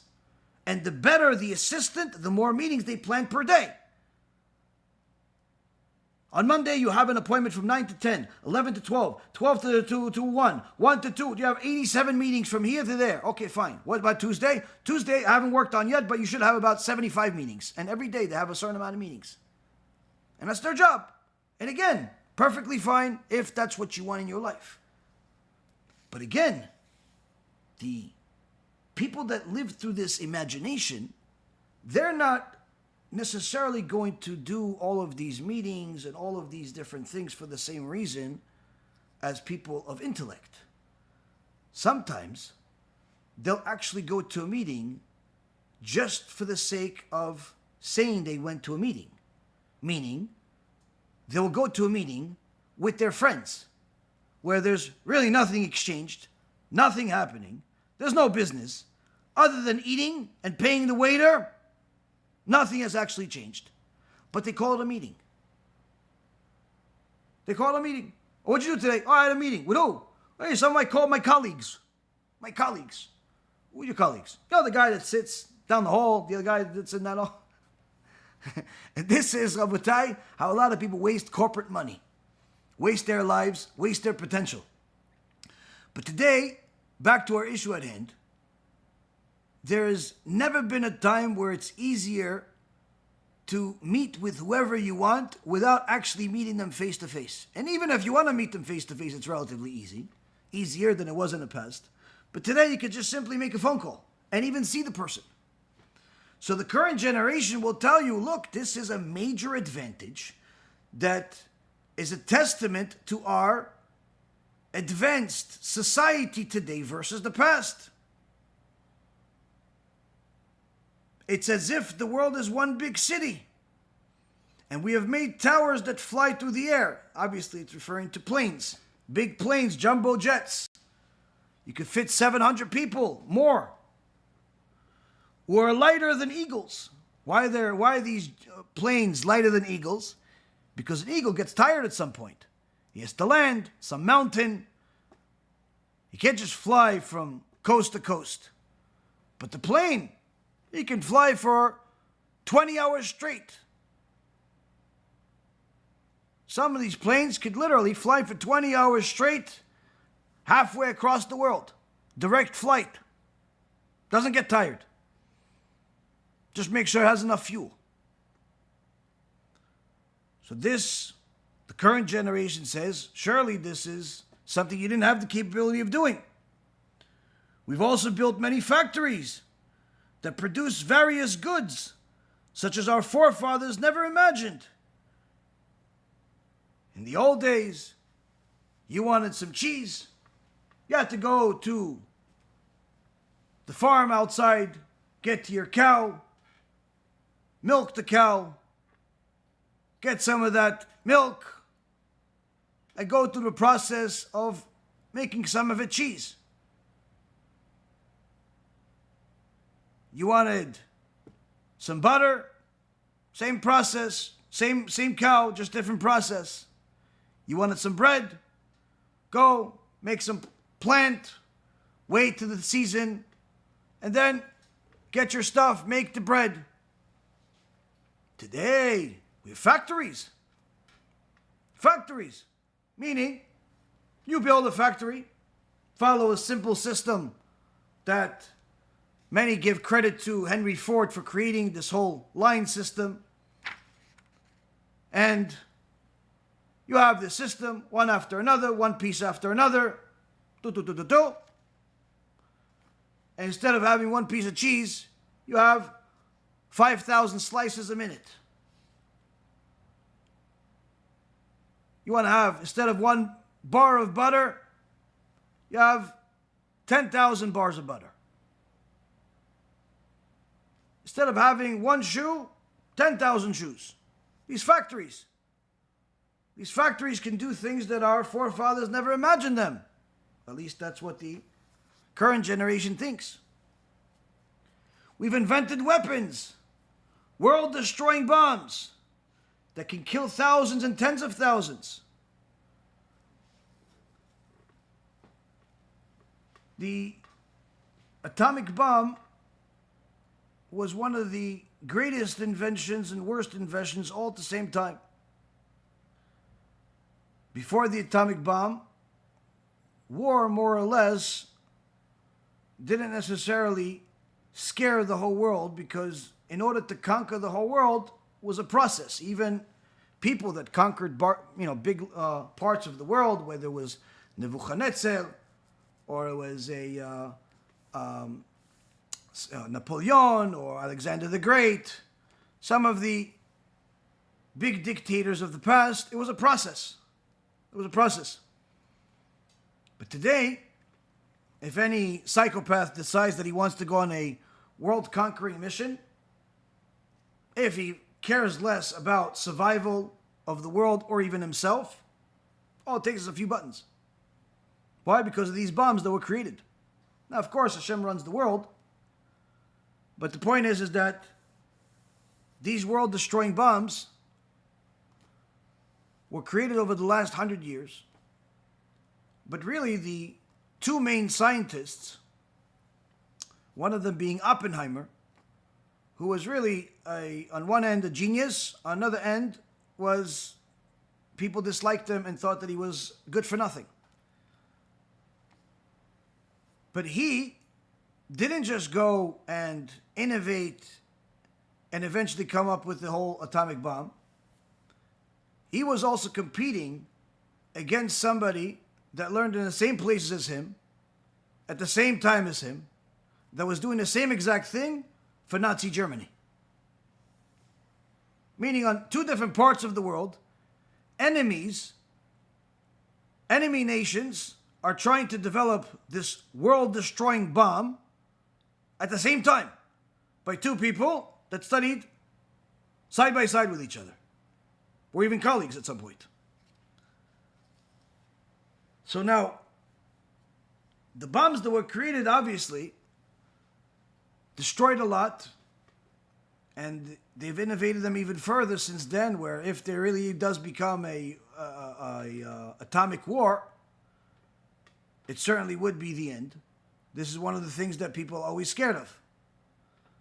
But at the same token, this atomic bomb is one of the things that HaKadosh Baruch Hu has utilized in order to keep the enemies of Israel at bay and not attack them at full force whenever they feel like it, whenever their terrorist nature decides to. Because Israel, the country, has several atomic bombs, and the enemies know that if they go full force like they tried to do in the past, Israel is not going to hold back from actually using one of these weapons. Or at least theoretically they wouldn't. The point being is that this, again, the same weapon can be used for horrible things like destroying, major countries and more, but it could also be used as a defense mechanism. But this was not something that you had in the past. But you did have other things in the past. What did you have in the past? The Chida brings a beautiful insight about one part of the prayers that we have. In our morning prayer, Shachrit, part of the prayer, and also we do it in Mincha as well, part of the prayer is reading a Tehillim number 67, Lamnatseach Beneginot, which the Kabbalist masters say this Mizmo, this Tehillim number 67, has extraordinary skulot, and the Chida says in Midbar Kedemot, Ma'arechet Dalet, number 22, that he found the writings by the Arav Shlomo Luria. The Chida, for anyone who doesn't know, was not only an extraordinary Chacham, but he was a world traveler. He went literally all over the world. And he had very beautiful, fancy clothes, literally one of a kind, because he had to present the Jews of Israel as he was collecting tzedakah around the world. And he had a certain unique image that made every community love him and literally beg him to stay. But he had a certain attitude about himself and a certain persona that was unbelievable, that one of the things actually he writes, as a side note before we get to the story, is mentioned by Rabbi Ephraim in Achtov L'Yisrael in his third volume. He mentions in page 15, Tet Vav, when it comes to the Kvod Torah, the honor of Torah, unfortunately the honor of Torah has deteriorated in recent years. And one of the places that it's deteriorated the most is in the frum communities. While they learn Torah, the honor of Torah has gone down. How so? Because there are, unfortunately, many frum Jews, Talmidei Chachamim, and communities that have a lot of Torah but not necessarily a lot of money. Different people come into those communities with money and push their weight. And the humble B'nai Torah give these people that are not really very big Talmidei Chachamim, but they have a lot of money. And in essence, they say it's a Bala Me'az a Bala De'ah. Like whoever has the 100 has the opinion. And the guy that has the money, in essence, treats himself as if he's a genius. This actually happened today. Well, not today. In the last couple of days, with this Am Haaretz, complete ignoramus, came to our Kollel in Eretz Yisrael. And every time he comes to that community, I never met him myself, and I can't wait till I do. But apparently every time he comes, usually he has an entourage of a few religious people that, walk wherever he walks, as if they're his shadow, and giving him all types of honor because they're waiting for some charity. And he pushes his weight everywhere and so on. And anyway, he comes to our kollel, to our synagogue in Israel, and he picks up the recent book that Rabbi Ephraim published, Ochachot v'Tochachot. And he comes up to Rabbi Ephraim and he says, "What? What is this? You're going against the entire generation with such a book." So, Rabbi Ephraim says, "How so? How am I going against the entire generation?" He says, "What is this? Rebuke? Gehenna? Deen? This doesn't belong in this generation. This generation is only love. Everything love. This doesn't belong in this generation." Rabbi Ephraim looks at this guy, and the rest of the people, unfortunately, this guy's a chutzpan. He did it even in the middle of the street. Everybody's quiet. They don't want to, say anything because this rich guy, Rabbi Ephraim obviously doesn't care. He says, "Listen, it says in our Torah that it will never change. And if you actually open the book and read it, you'll see that I didn't say anything from my opinion in the book. Everything has a source. Every single thing, every single word, every single line has a source from the Torah. And that Torah will never change." He just walked away from this guy as if he was zero, because he is a zero. But unfortunately, they don't treat him like a zero. They treat him like he is the genius. People were scared to say anything. And this is not a rare thing. In fact, Rabbi Ephraim wrote about this nearly 15 years ago, or 10 years ago. And he writes that the guy that has the money thinks of himself as a genius, whereas the guy that actually knows Torah turns into like a shepherd or a someone that holds the horse, like nothing. And the Chida already wrote about this a couple of 100 years ago in the Sefer Shiurei Bracha, in Siman Resh Nun Hey Ot Aleph. And he says, due to our many sins, they allowed people that are Torah scholars to benefit from the public by collecting tzedakah.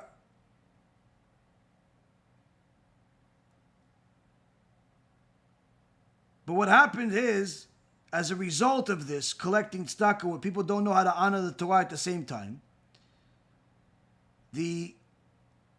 some of the wealthy, and even not necessarily so wealthy, have started to desecrate the Torah and its scholars as a result of it. Where in the previous generations, even the Kohanim that were supposed to get their the gifts of Keuna were known as they would not go and take it from people. If it came, it came. They wouldn't go and chase after it. Some people that collecting tzedakah have lost all shame, and they go and they do all types of things just for the sake of, getting money from people. Things that are don't necessarily look good. And this turns into Chilul Hashem. And it leads to the people that are giving the money to disrespect the Torah. And ultimately, they lose faith in the Chachamim in general. And their mouth and their disrespect grows as a result of it.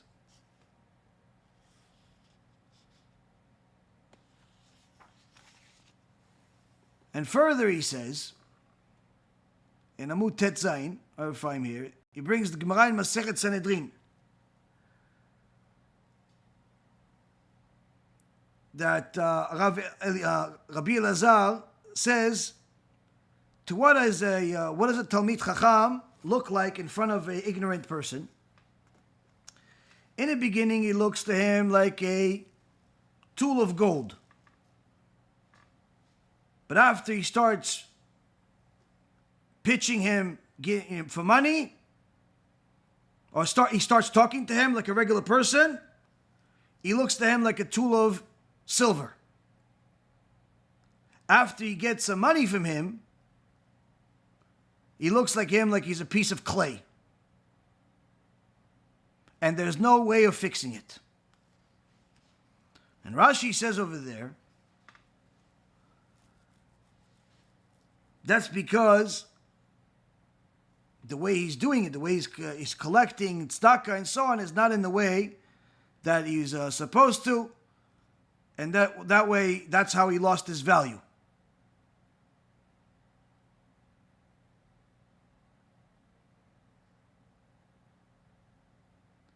And the Rabbeinu Meiri that the Rabbi Ephraim brings over here, he says that the Rabbanut, the Chachamim have become hated in the eyes of people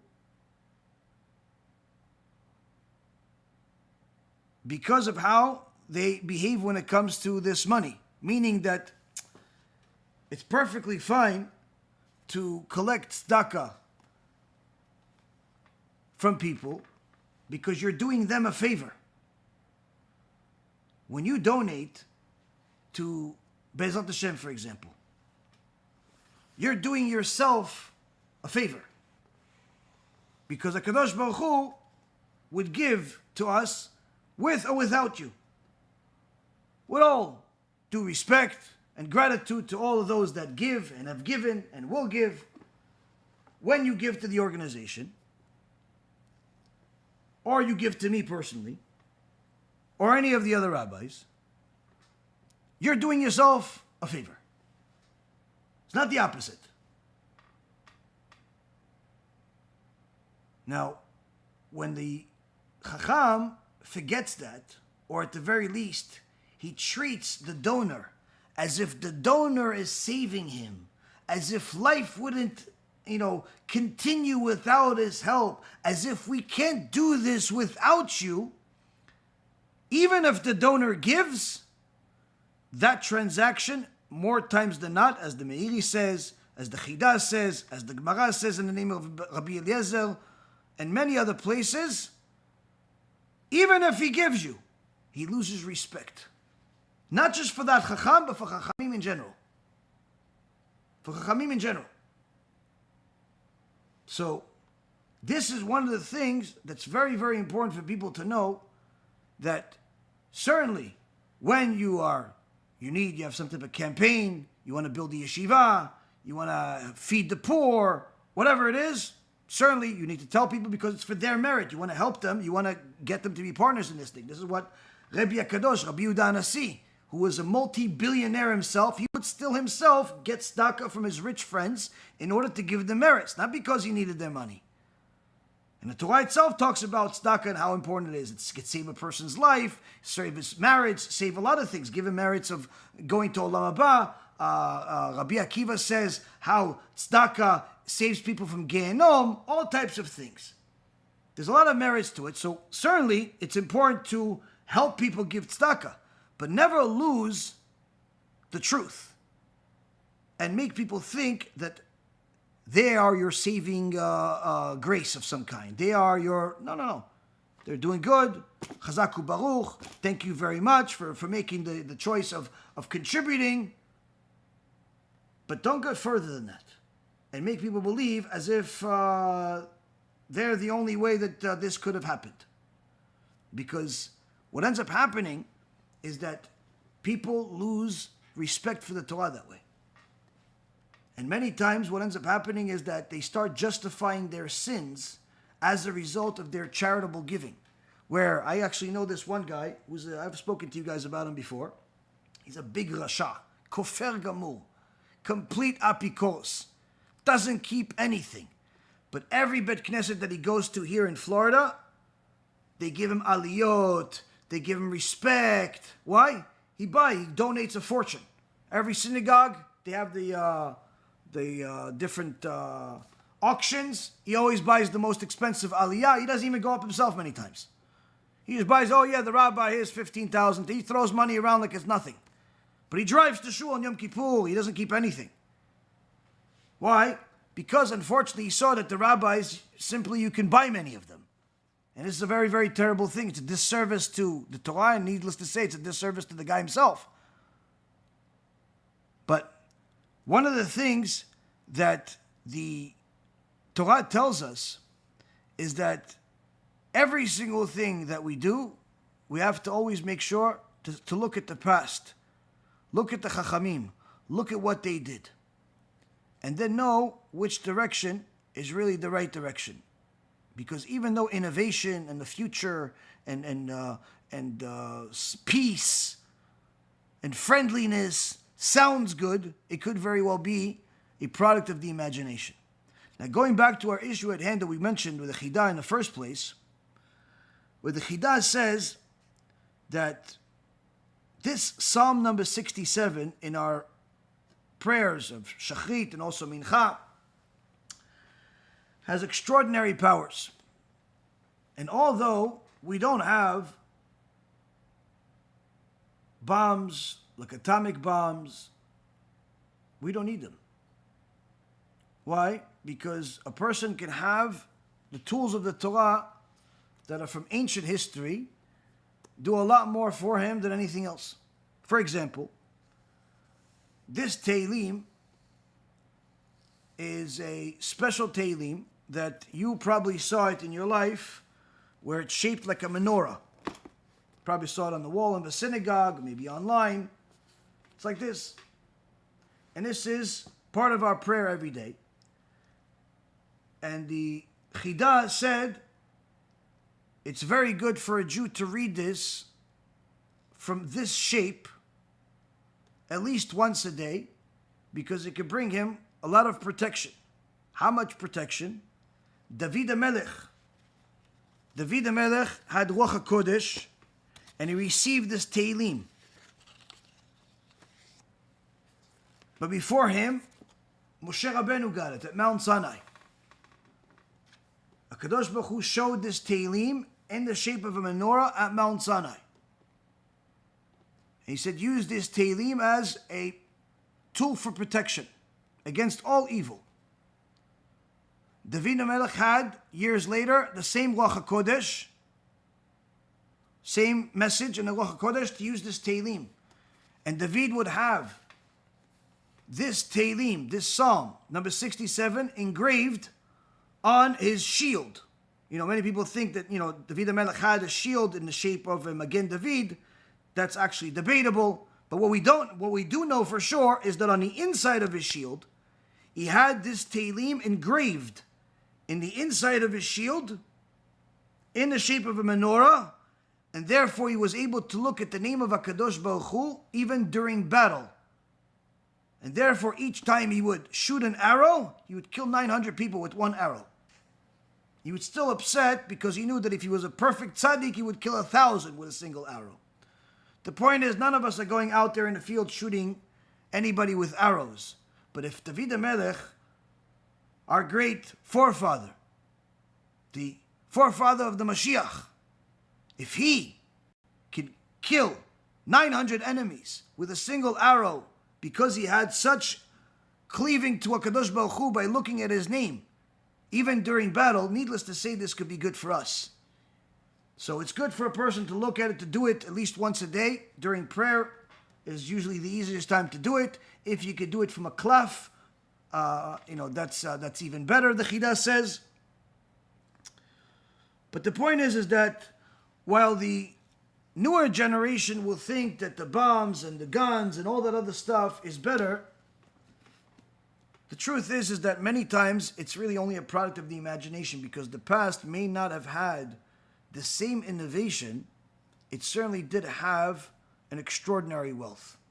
Now, we're going to elaborate on this battle between the past and the present in the next segment, because that's where it goes into, but I'm going to give you something that is the culmination of this shiur, that is going to give us a lot of food for thought, because where does this all go to? How does this all apply? Now,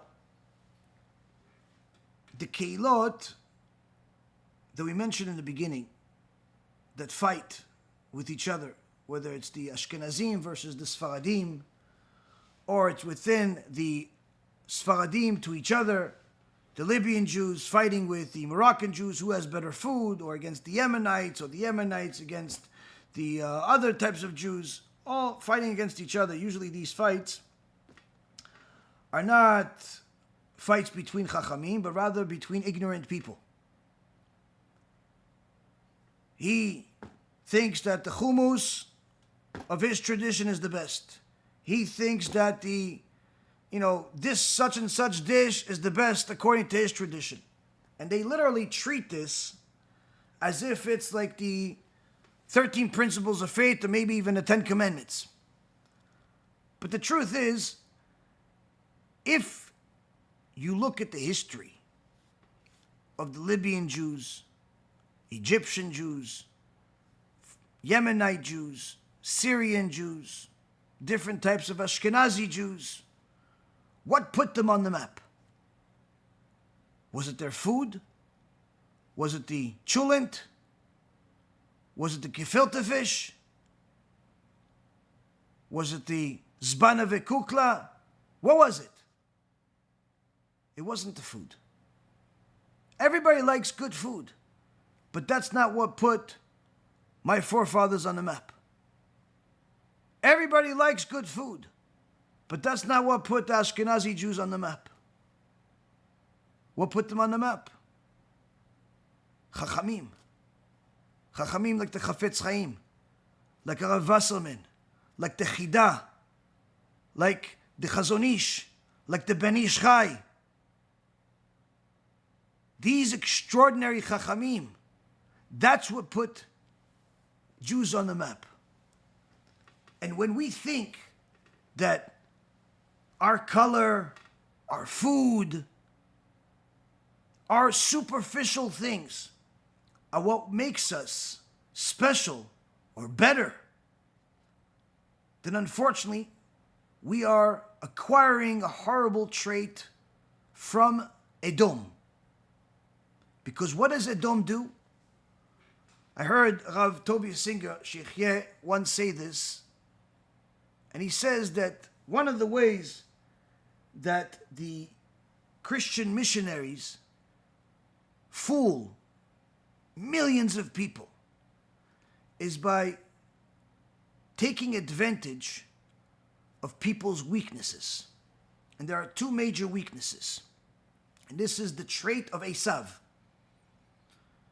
Esav, on one hand, takes advantage of people's weaknesses and tells them they can't do. You can't do, you're a sinner. You're a loser. You need somebody to save you. You can't save yourself. You already sinned. You already made a mistake. You can't help yourself. He pretty much convinces people that You're a loser and you're never going to change. But that's not the way that HaKadosh Baruch Hu created you. In fact, HaKadosh Baruch Hu created you to change, to improve. And he gave you the tools to do it. And therefore, Esav comes with another tool. To those people that think they can change and think that they can do better, what did he tell them? You're better than everybody else. Why do you need a middleman to talk to, like some rabbi or some sage? You can talk to God directly. Everybody's a prophet. So Esav goes to both extremes. He goes to the people that are degenerate, drug addicts, losers, and he tells them, you're never going to be able to get out of it. You made a mistake, live with that mistake. You need somebody to help you. And he goes to the arrogant, obnoxious, disgusting people that think they're better than everybody else, and he says to them, you are better than everybody else. You're right. You're right, you're better than everybody else. So why do you need anyone to help you talk to God? You can talk to God directly. This is something that you can see in society today. Most recently, it's notable in these people that are called Hebrew Israelites, formerly known as Black Hebrew Israelites, but since they've decided to have some other people of darker colors, whether it be the Mexicans, Filipinos, or Haitians, or pretty much anybody else that's willing to give them money and attention, they decide to join them too, just as long as they're not white. Unless you have a lot of money, then you could be white also, because we'll pretend like you're black, or your mother is black, or your ancestor is black. You just have a shade of white. And these arrogant, disgusting, ignorant people are portraying the midot of Esav in plain sight. But of course, the average person doesn't even know that, because the average person is the victim of this. It's either people that are down and out, losers, drug addicts, people that are sinners, and they need somebody to save them, empower them. So what do they say? Listen, it's not your fault that you sinned. It's not your fault that you're down and out. It's not your fault that you live in such a place. The white man that pretends to be a Jew, he stole your identity. What? Yeah, he stole your identity. And then they go to the arrogant people, the ones that think that they're better than everybody else. You're right, you are better than everybody else. Do you know why? Because you're black. Wait, but how does that exactly make you better than everybody else again? You're black and therefore you're better at what? You're smarter? Not necessarily. There are certainly some people smarter than you. Even if you don't know who they are, there's always somebody smarter than you. And needless to say, if you go into the Jewish world of sages, of great Chachamim throughout all of the generations, that if you combine all of your wisdom, it wouldn't be equal to a fingernail of theirs. You're better looking? Well, that depends who's looking at you. If it's your wife looking at you, you're 100% right, you are. But if it's his wife, she won't even look at you. So you're not better looking to her. So you're richer? Possibly, but surely there's somebody that's richer than you. You're a better speaker? It depends. Do you speak all languages? Because some people speak in different languages, and therefore they're better speakers than you in that language, or to that crowd. So how are you better? How does being black make you better? But that's the thing. When people allow their imagination to run their life, they don't give any thought to things. They don't give any thought to things. They simply follow the imagination. And these so-called Hebrew Israelites, Reshaim Arurim, wicked and cursed people, are the embodiment of Edom himself. Because that's exactly what they want. They want to pretend like they are victims while being in power at the same time. They're victims because somehow their identity was stolen. But they're in power because some delusional ideology that they create of how they know the real Hebrew language, even though we've been speaking Hebrew since day one. They know the Torah, even though they just recently discovered that what it even says, or at least parts of it. And this, Rabotai, is something that is growing in society. Because other people that are either losers that want to be empowered without doing anything for it, or arrogant, obnoxious people that want friends to justify their arrogance, are simply growing. Because the less we learn Torah, the more Kadosh Baruch Hu will empower the enemy, because he needs to use them to wake us up. This is important for every single person to know, because if you want to know which side you're on, you always have to look at the past. You can't look at the present. If the leadership that you have is celebrating your lowliness or your arrogance, two things that are considered abominable in the eyes of HaKadosh Baruch Hu, if your leadership and your teachings and your ways are, in so many words, empowering you for being a loser without you trying, and in so many words tells you that you don't have to do anything in order to serve Hashem, you're simply the best just because it's you, that's not God. That's not Torah. That's Edom. If it tells you that you don't have to do anything because somebody died for you and therefore you could do whatever you want, that's not Torah. That's idol worship. If anybody tells you you could just sit and relax, act like as if you're a king and the world will serve you, you don't need to serve anything else, not even the King of Kings, you're sadly mistaken. You're on the wrong path of Edom.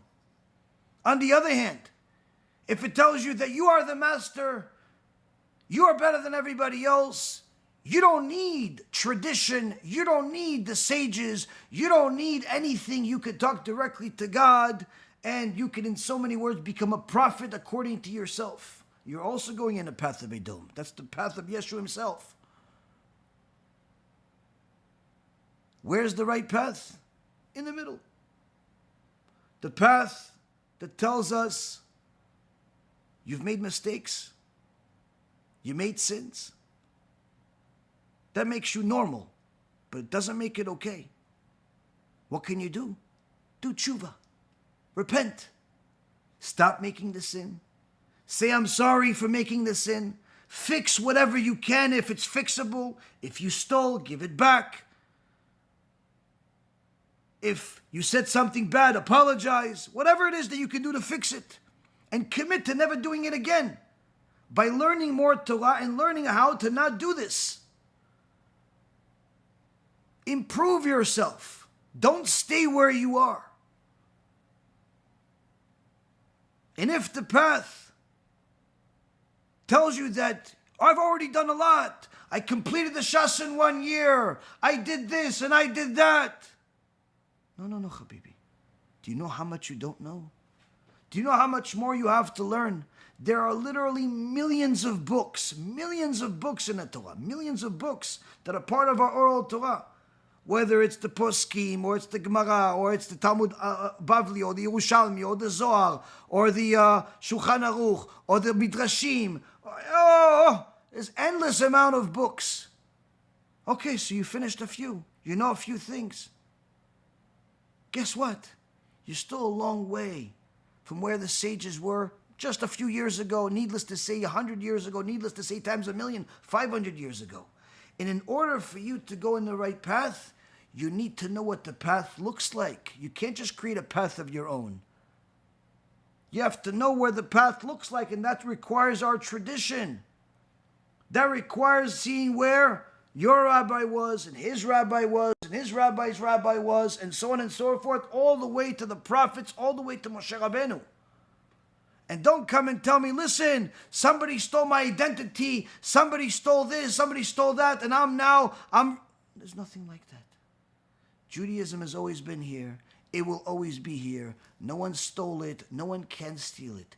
Anyone that wants to be Jewish is welcome to practice it, welcome to follow it, but there is a tradition, there is a law, and that law does not depend on your color. You could be black, blue, green, burgundy, Asian, Moroccan, American, whatever can you want. You could be even a can of tuna. But if you want to be a Jew, you have to be a can of Torah that follows the Torah. That means if you weren't born of a Jewish mother, that means you have to convert to Judaism if you want to be a Jew.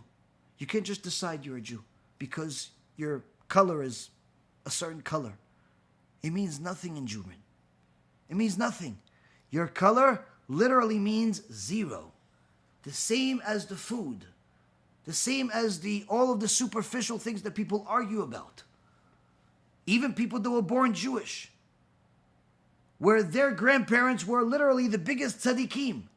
If they didn't follow in the footsteps of the sages, if they didn't follow the Torah, they lost everything.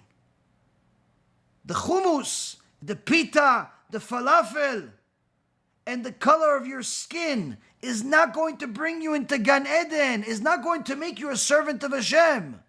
You know what's going to make you a servant of Hashem? Look into the Torah and fulfill all of it. And if somebody tells you you can't do it, that's only because they're following Esav. Bepicha ubilvavcha la'asoto. Moshe Rabbeinu says to Am Yisrael, it's in your mouth, it's in your heart to do it. Which means HaKadosh Baruch Hu created you with the ability to follow the Torah, to speak the Torah, to such an extent that that's what you were created for. Meaning that out of all the things that you do good, you could be good at building houses, you could be good at accounting, you could be good at investments, you could be good at climbing, you could be good at a lot of things. But guess what you're the best at? At following the Torah. You just don't know it yet because you haven't done it. Once you follow the Torah, you'll see that you're better at the Torah than you are at anything else, even if you're an expert in other things. But if you put the same effort into the Torah as you do in anything else, you will see how the verse comes to life, where you are better at this than anything else out there. So on one end, we see that the future, the innovations, can be used for good, where you have digital media allowing us to learn Torah with people around the world. But at the same token, these innovations are used by the wicked people to spread heresy, to spread idol worship, to spread hatred. On one end, the innovation is important for us because it gives us the ambition to keep doing more things, to make Torah more accessible to people, to let more people know of the truth. On the other end, this very same innovation could make people proud and arrogant and think that the tradition is no longer relevant because somehow the iPhone made you a better person or even smarter. Therefore, we have to also look at the tradition itself. What has worked and what has failed throughout history. And one that knows their history is bound to succeed, whereas one that doesn't is bound to repeat the mistakes. It may be His will that each and every single one of us follows the Torah exactly as our forefathers have and utilizes the innovations that we have today to publish it even further. Thank you for learning with me. May Hashem bless each and every single one of you. And BeEzrat Hashem, we will see each other again later this week.